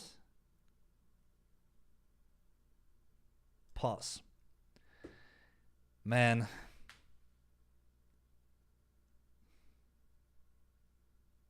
It's an even stronger song considering it's pretty much the only ballad on this album. And some people might say, oh, maybe that's not like really dynamic, only one ballad in between, heavier songs. But I wouldn't agree with that necessarily, because as I've mentioned before, for songs 4 and 5, Call Me Little Sunshine and Hunter's Moon, they are kind of poppy, There is a pop sensibility there, and a good one, in my book. And then we have something like 20s, which is, the heaviest song on the album, the most twisted sounding song on the album. And right after that, as a direct contrast, is Darkness at the Heart of My Love, which it's bittersweet, bittersüß. Definitely, it sounds bittersüß. Gonna write that into the chat. Bittersweet. Because it has some sweetness in there, acoustically, phonetically speaking, and I love that. As I said before, the post-chorus little lick is da da da da da da da da da da. What the guitar is playing there, the dual guitar lines. Ooh, love that. I'm a sucker for that. And once again, it also reminds of 80s rock, maybe even metal here and there, like a metal ballad type of song. So I love it. So what Lucky Goulette actually said when the song was playing, the child laughing at the very beginning of the song is his daughter. It's sweet that he got his daughter involved. Yeah. But I feel, from what I've seen in interviews, of course I don't know him personally, even though I think we would definitely get along in a way. Tobias Forge, I think his actually Swedish name is. In English it's Tobias Forge, but in Swedish it's Tobias Forge or something like that. Forge. He seems to be very down to earth, very well reflected. I really appreciate that in him. That is a very pleasant quality I see in him, when he gives interviews. He gives really well reflected answers to really serious topics, and he knows what he's talking about. And that is something that I appreciate in not just musicians, but in creators, and creative people in general, and people in general, for that matter. So this is so cool. It's awesome. So, Darkness at the Heart of My Love. And the chorus goes, there's a darkness at the heart of my love that runs cold, runs deep. The darkness at the heart of my love, so bold, so sweet. And in German, that could be, es gibt eine Dunkelheit im Herzen meiner Liebe. Sie ist kalt, sie ist tief. Die Dunkelheit im Herzen meiner Liebe. So kühn, so süß. Doesn't rhyme, but once again, it's a very literal translation on purpose, because you should be able to tell, what this is all about, what this actually means. So I'm gonna provide you with the mentioned lyrics and the translation real quick.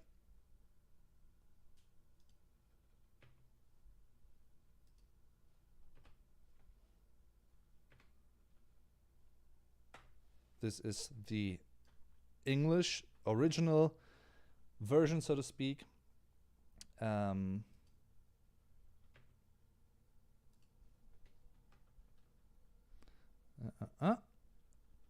Just give me a second.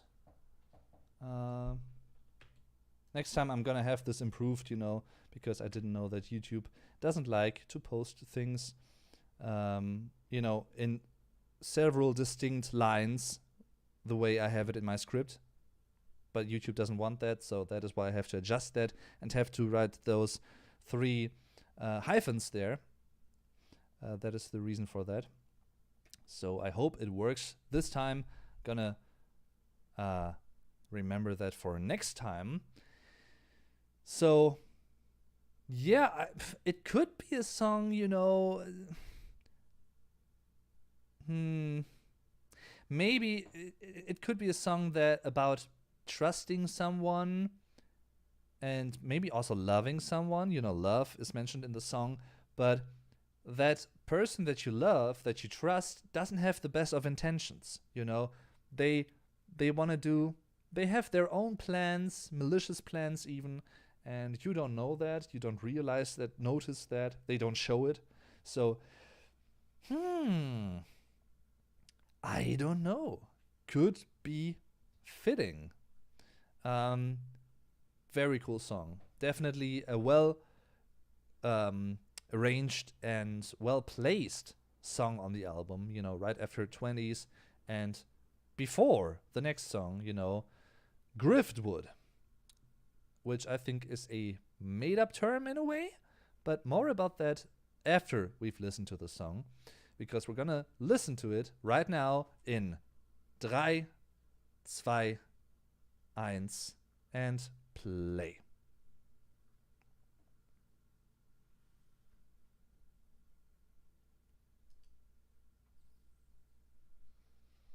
Also, really simple guitar line, but works. Doesn't always have to be complex.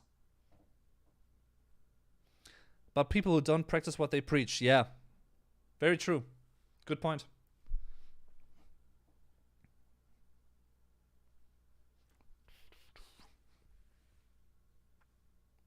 Suffering for the Lord is not an easy thing. Such a catchy line.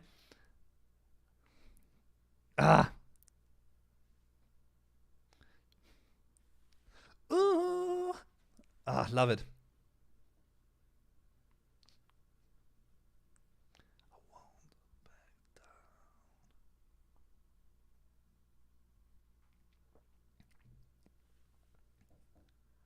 Ooh.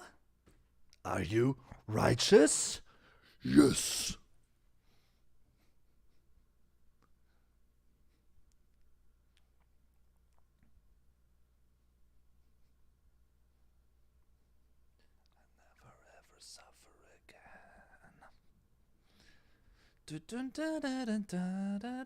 It's almost like a children's song, the melody and how it flows, but in a good way, once again. Also the little choral effect here and there, choral singing.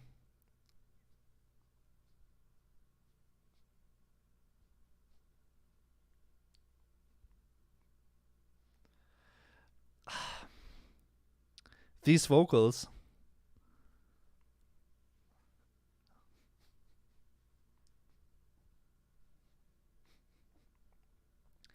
This has a very 70s rock, occult rock vibe, I feel, in a way. Are you righteous? Yes. Yeah.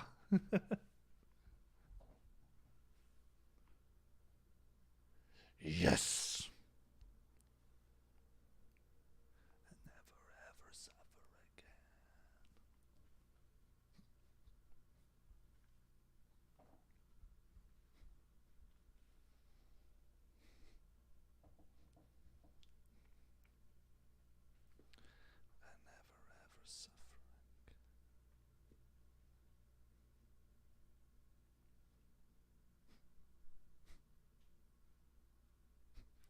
Jong, jong.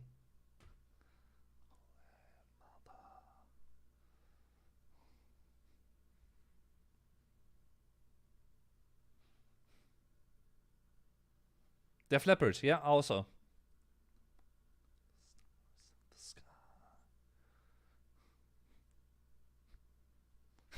Little ad-lib there. Mother.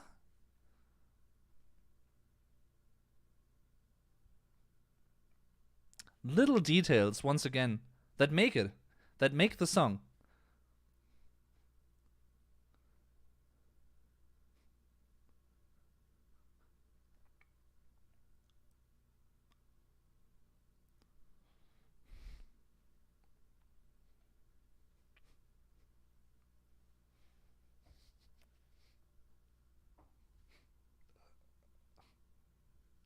Ah, nice.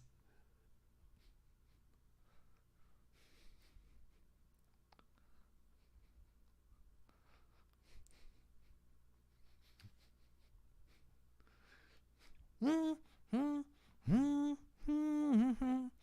won't back down. Love it. Ask yourself, you're righteous.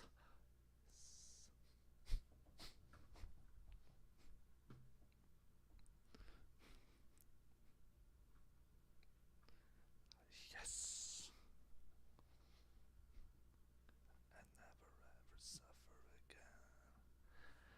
And never ever suffer again. Tonal shift, you know, different modality. Ah.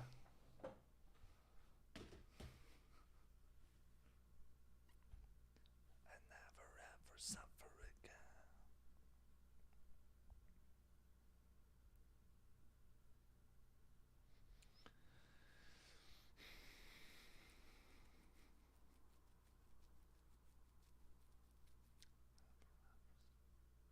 And pause. Some people might say it's a bit monotonous and repetitive. I get that. But what keeps this... Wow. Eric, thank you very much for that super chat. Or super sticker in this case. Thank you. I hope it will work, that it will show up on here. Like in a moment or two. I hope it does. Yes, it does. Thanks for clarifying that it works. Thank you very much. Greatly appreciated. So, and glad you enjoy this, because I certainly do as well, even though it's like really hot in here. But I'm not taking off all my clothes. No, Nelly, not gonna do that. Anyway, Griftwood. What keeps this song from being too repetitive for me is the little changes in tone, the modal changes, you know, the tonality that is changing here and there, especially toward the ending. The arrangement, little ad-lib sections here and there, you know. This Holy Mother, and then Holy Mother, you know, this higher section. Something like that, little details that make it. And when people do that, when musicians do that and are aware of the, wouldn't even say necessity, but the fitting spot where you could do something like that and it wouldn't sound out of place and too much. I love that.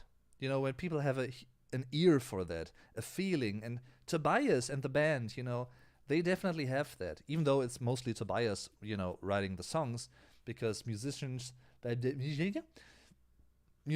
keep changing throughout albums, as far as we know. There's also another thing, if you don't know too much about the band, what's really interesting about them is that apart from Tobias Forge, the singer, who was also like unknown up until 2017, and because, you know, a court trial that he had to undergo, his name became public, and the name of former band members became public. But before 2017, nobody knew who they were, who the band members were. And to this day, you know, with the new lineups for each album and each tour, because it's not necessarily the same people that play live on tour that also played on the album. That's not necessarily the same people with Ghost. And with the exception of Tobias. Because, this is his brainchild in a way. Sein Gehirnkind. Sounds strange to say that in German, but his brainchild. And, what do I want to say with this? Where did I want to go with this? Anyway, that's something that makes Ghost special in a way as a band as well. So, but they still have the capability of recreating their own sounds while enriching the sound of the band at the same time. For instance, this album, in comparison to all previous Ghost albums, might be the most bright sounding, even though it's not bright sounding throughout the whole thing, the entire album. But I think if you know Ghost, you might get what I mean by that. It's definitely a little bit brighter sounding compared to, Meliora, for instance. And it's the logical next step from Prequel forward, because Prequel was also more poppy in a way, but not poppy in the sense of, like bubblegum pop music that's played on the radio. No. But a poppy attitude and a poppy aesthetic in a way. Pop metal. And this is similar, but it's still different. It's hard to put into words, but I think you know what I mean. Anyway, coming back to the song title, it might be a portmanteau word, in German, that would be das Kofferwort, the suitcase word, translated literally. A portmanteau word.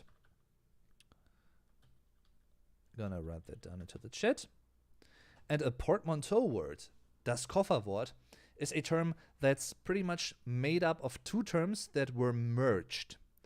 In this case, it could be, I guess, Grift, which is der Betrug, in German.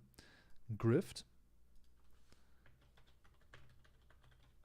And the other thing might be Driftwood, das Treibholz.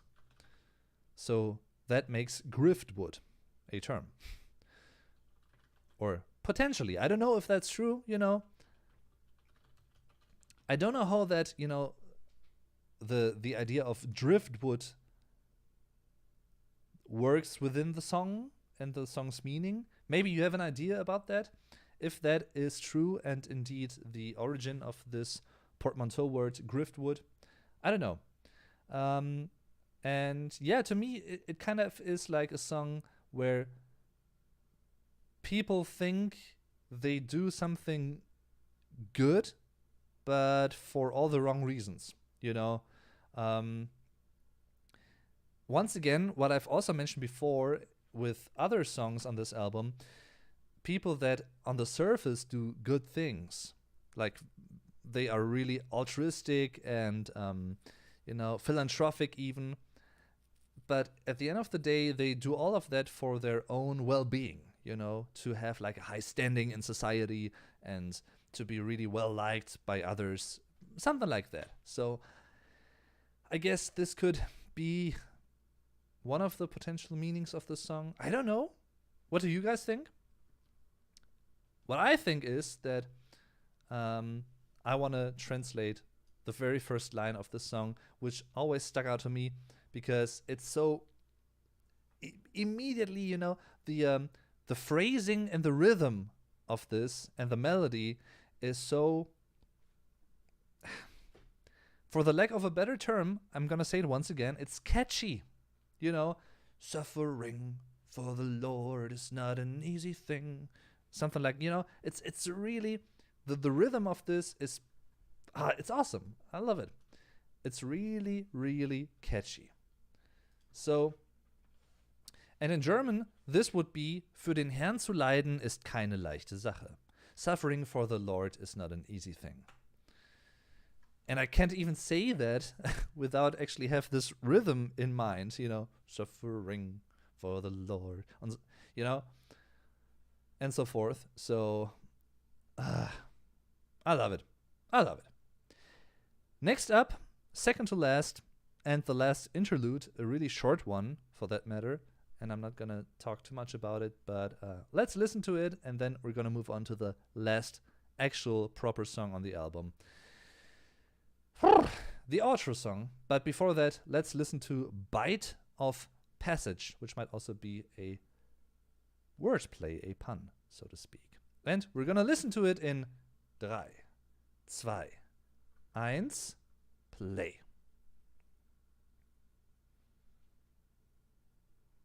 And when you don't, look at the songs and when they change, you don't, with this one and the next one, you don't even notice that it's an interlude on its own, because it could be part of the next song.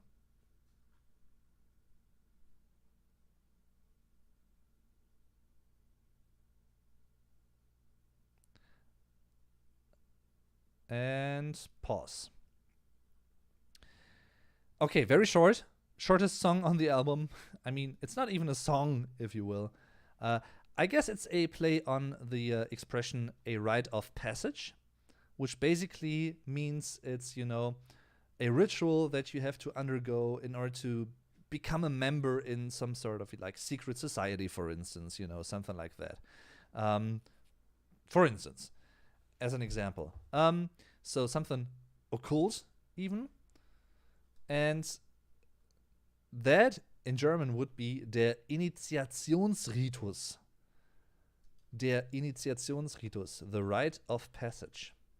So it's leading to something, and it literally leads to something, which is the last song. I don't know why it's Bite of Passage. Maybe, it's reminds me of like zombies, maybe even vampires. Spöksonat, yeah. Die Spuksonate. By the way, on Meliora, that is, there's a Swedish interlude which is called Spöksonat. I hope I kind of pronounced that correctly. I don't know Swedish, even though I like the language. The sound of the language, that is. But, without even knowing Swedish, from my German perspective, I could definitely translate and understand that term right away, because the German variant of Spöksonat would be very different. Would be very similar. Quite the opposite of different. Because that would be the Spuksonate. The haunting... What is sonate in English? Sonnet? The haunting tune, so to speak. Die Spuksonate. Spöksonat. Yeah. That's that. And then, last but not least, definitely not least, because I'm gonna spoil that right here, spoiler alert incoming. This is a great song. Especially the chorus is also very touching, it's very bittersweet, very melancholic, and it's a song that I could see fit listening to when I'm, when I'm out for a walk on a summer night. The moon above me, no one else there, and just me going out for a walk, looking at the moon. Especially the bridge that we're about to listen reminds me of that. It's a very somber, like thought-provoking song to me.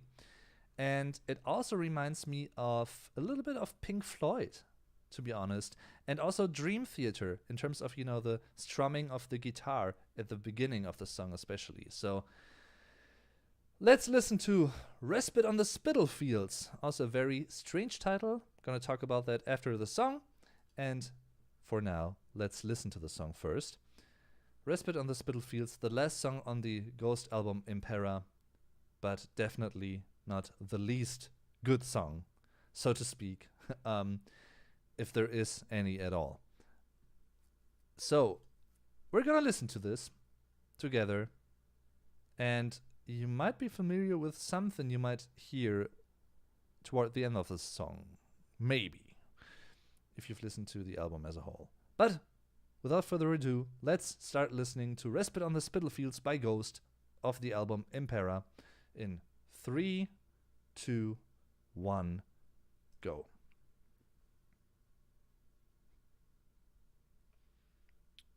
This sounds so meaningful in a way, you know? It's this reminds me of Dream Theater in a way.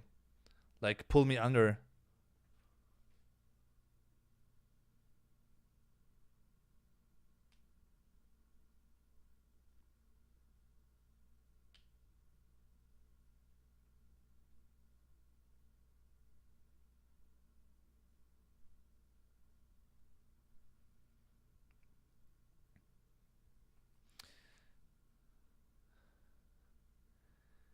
With flesh and blood and bones.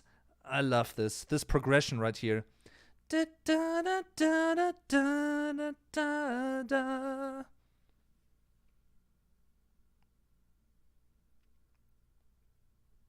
Mm-hmm.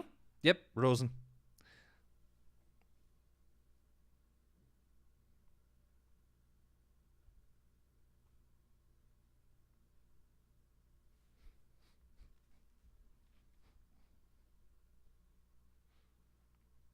His last hundreds of dreams to pieces.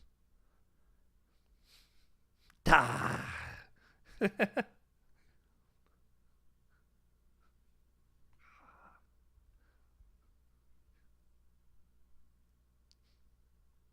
Also classic rock kind of feel, you know? Hard rock.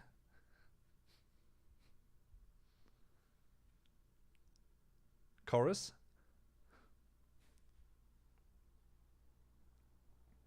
I'll be the shadow, you'll be the light.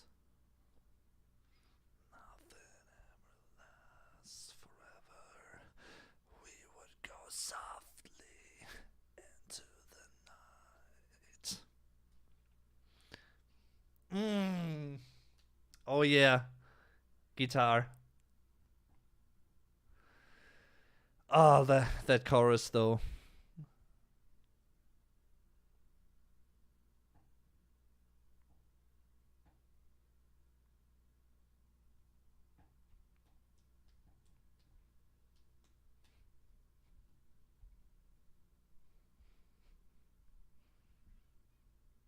And the keyboard pad, you know, very important here. The synths make a lot of the atmosphere and the mood. And this chord progression I love as well.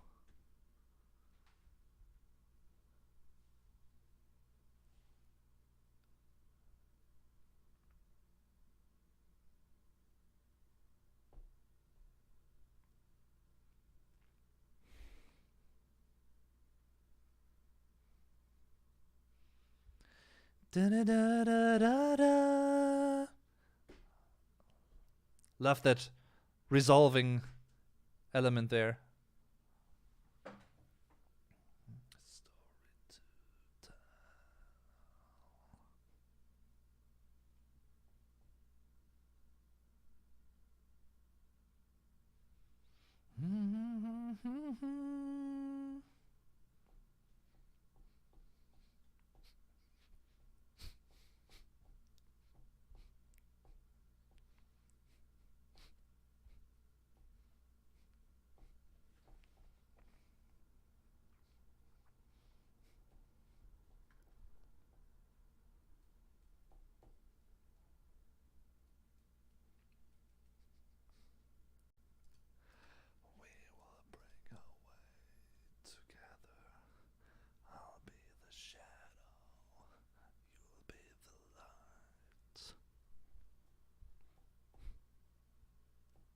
Bass is good. Yes, it is.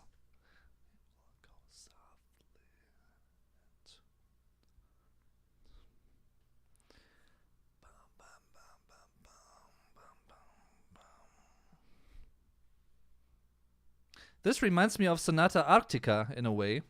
This section. Great band.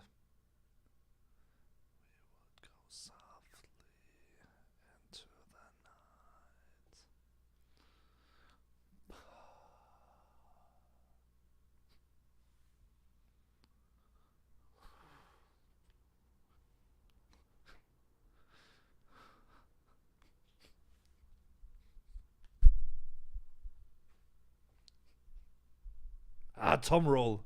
Love it.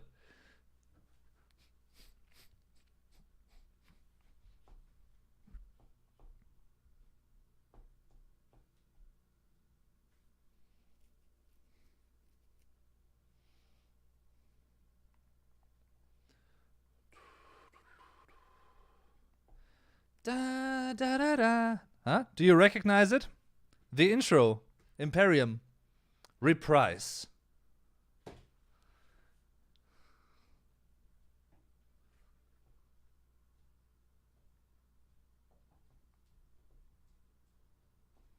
Da da da da.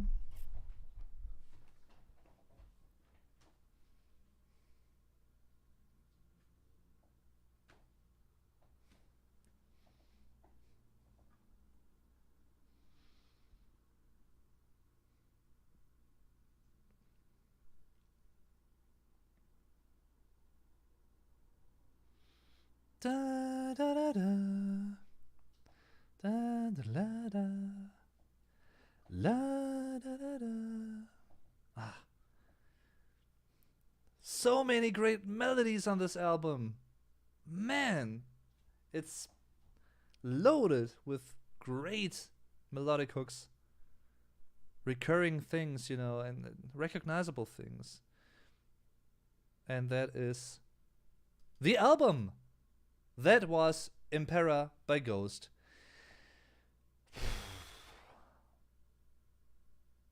It's definitely among my favorite albums of this year so far. And even though it's not that old yet, and I haven't listened to it like 100 times, but honestly, my personal spontaneous intuitive thoughts about this are, it's among the best rock / modern metal albums with vintage touches from or in the past decade, maybe even more. I would go that far. It's one of the best rock / metal albums of the past decade and the last years in total. Because of all the reasons that I've just mentioned, I don't want to repeat myself too much here, but it's loaded with great melodies, great harmonies, and especially what I think you notice throughout this album as a whole, each separate song, it's picked, and filled with great little hook lines here and there. The arrangements are really well thought out, I feel.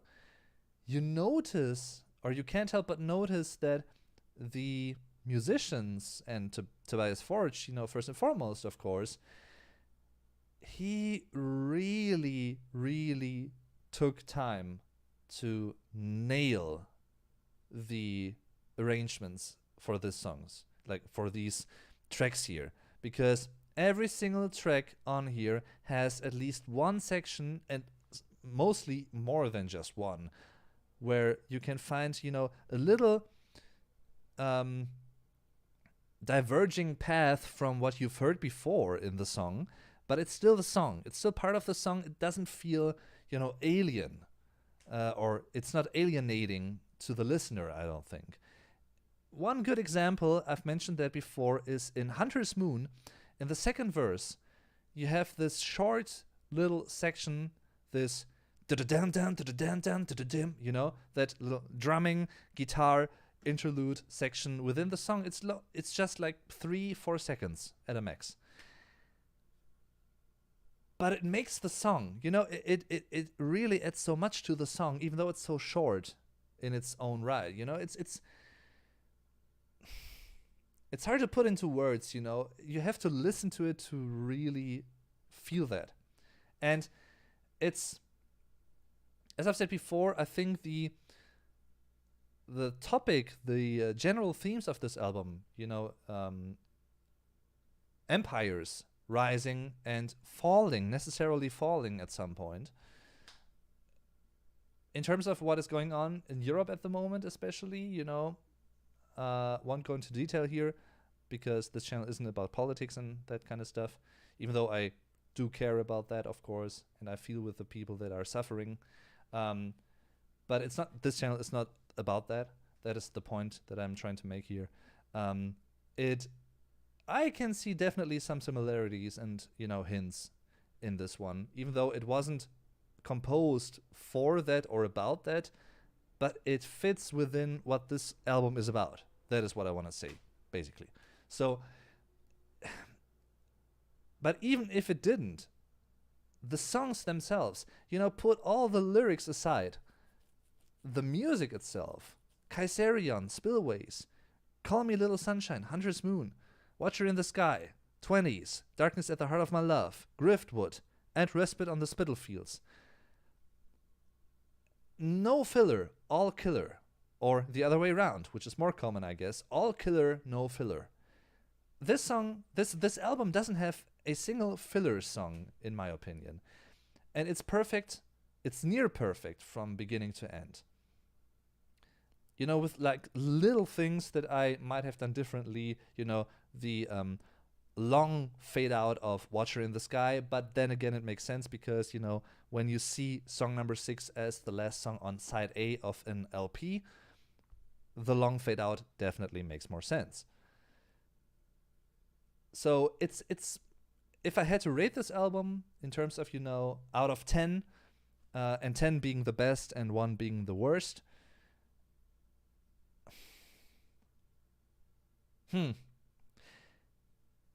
also taking into consideration how crisp, crystal clear, and still modern, but still also very timeless, zeitlos, the production of this album is, the mixing. I think it wasn't it Andy Wallace who actually mixed this album? I think so.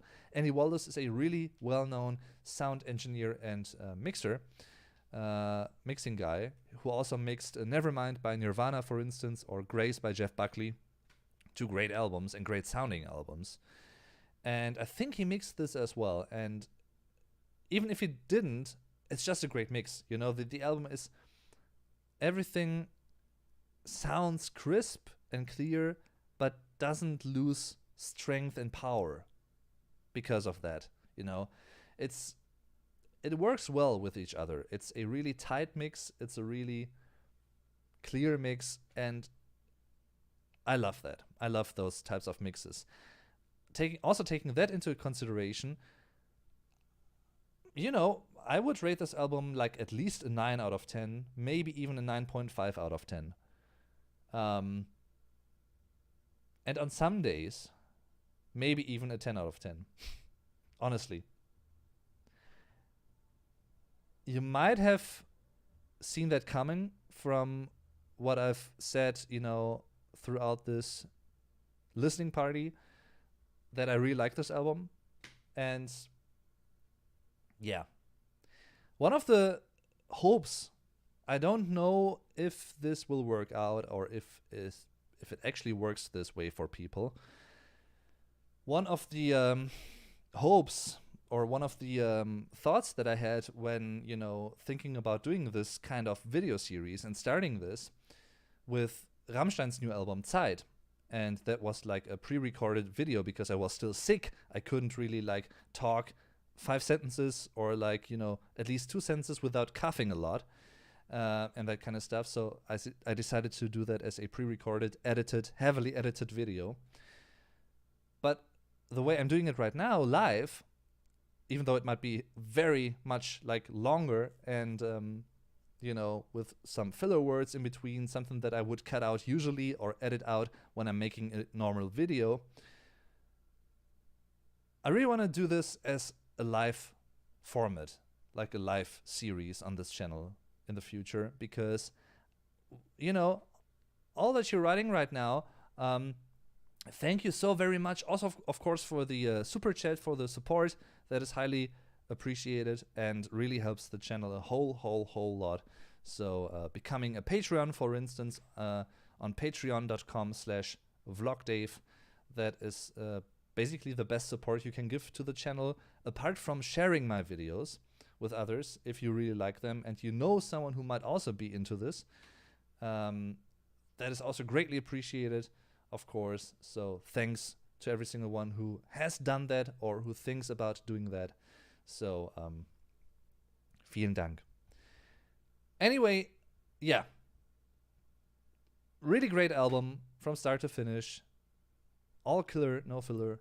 Standout songs for me would definitely be Kaiserion, Spillways, Respite on the Spittlefields, Griftwood, basically all of them. You know, Hunter's Moon, Call Me Little Sunshine. I can't make up my mind, which in this case I think is a good thing because it shows how strong this album is from start to finish. Can't wait to see them live again in Finland, says Mr. Kike or Kiki. I'm jealous, yeah. Seen Ghost twice. Rammstein 14 times? You're kidding me, Rosen? I've never seen them live yet. Wow. 14 freaking times. That is a whole lot. Okay, guys. Gonna play some music again for a brief moment in time. One moment in time.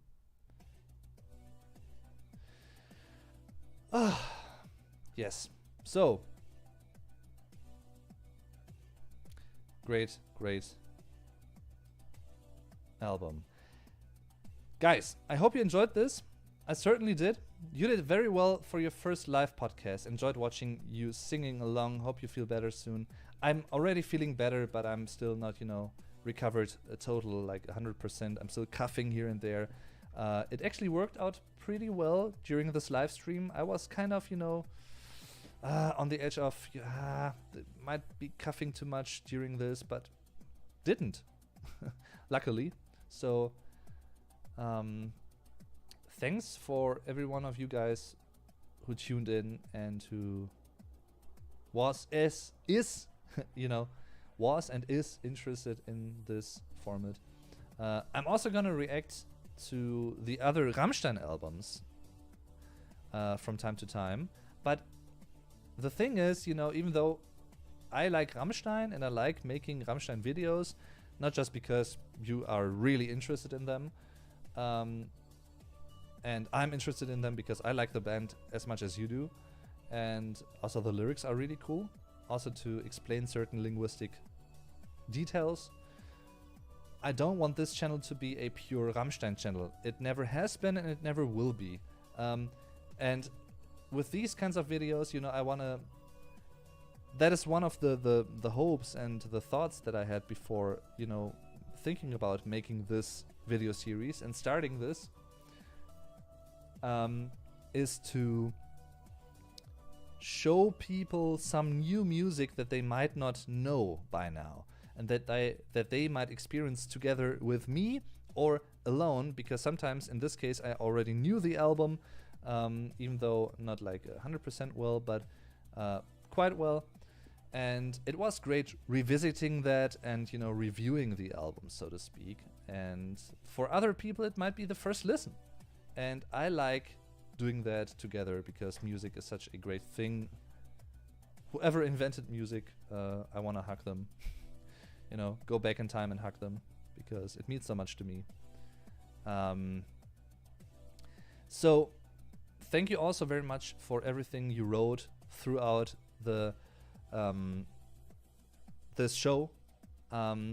If you have suggestions for improvements, or if you have ideas for how to do things differently, feel free to tell me in the comments, of course. I mean, I like the setup actually, the way it's this right here and that down there, and the look of it. The camera angle could be adjusted a bit better, but yeah, I love it. Actually, I don't want to overcomplicate things either, so I think the setup the way it is right now, this and that and this and everything, I think it works kind of well. It's not too much, and I also wanted to say something else which I forgot. I'm getting old. I'm getting really old. One more thing that I wanted to say. Yes, I'm also gonna do this again every now and then. And yeah, I don't know what I'm gonna listen to next. I will keep you guys posted about that, because I will announce these album listening parties in advance. That is at least what I try to do, so you can actually, you know, set a reminder, and if you're interested in that, you can check that out and you can listen with me along. And yeah, maybe sometimes you will find something new that you didn't know before, but out of curiosity and interest in music in general, you might find something and you might think, okay, well, I didn't know that before, but this is really cool. Thanks for introducing me to that, or thanks for, you know, explaining a band more that I have heard about before, but I didn't really care listening to it yet. Maybe that was the case with some of you guys. I don't know.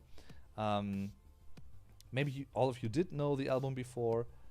Doesn't matter, because music is music and life is life. Na na na na na. To quote Opus. So, thanks for watching, everyone. Thanks for listening. Have a great day, great morning, great afternoon, great noon. Of course, this will also be available as a recording on my YouTube channel later on, so you guys can listen along again, or other people that have listened to this and watched this on YouTube. Thanks to every single one who stuck around to the end, because that is not something that can be taken for granted, so I'm really appreciative of that.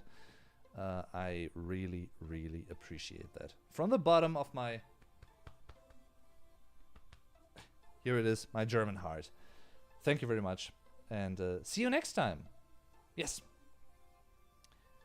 I'm your Vlog Dave. Tschüss und bis zum nächsten Mal. Bye bye.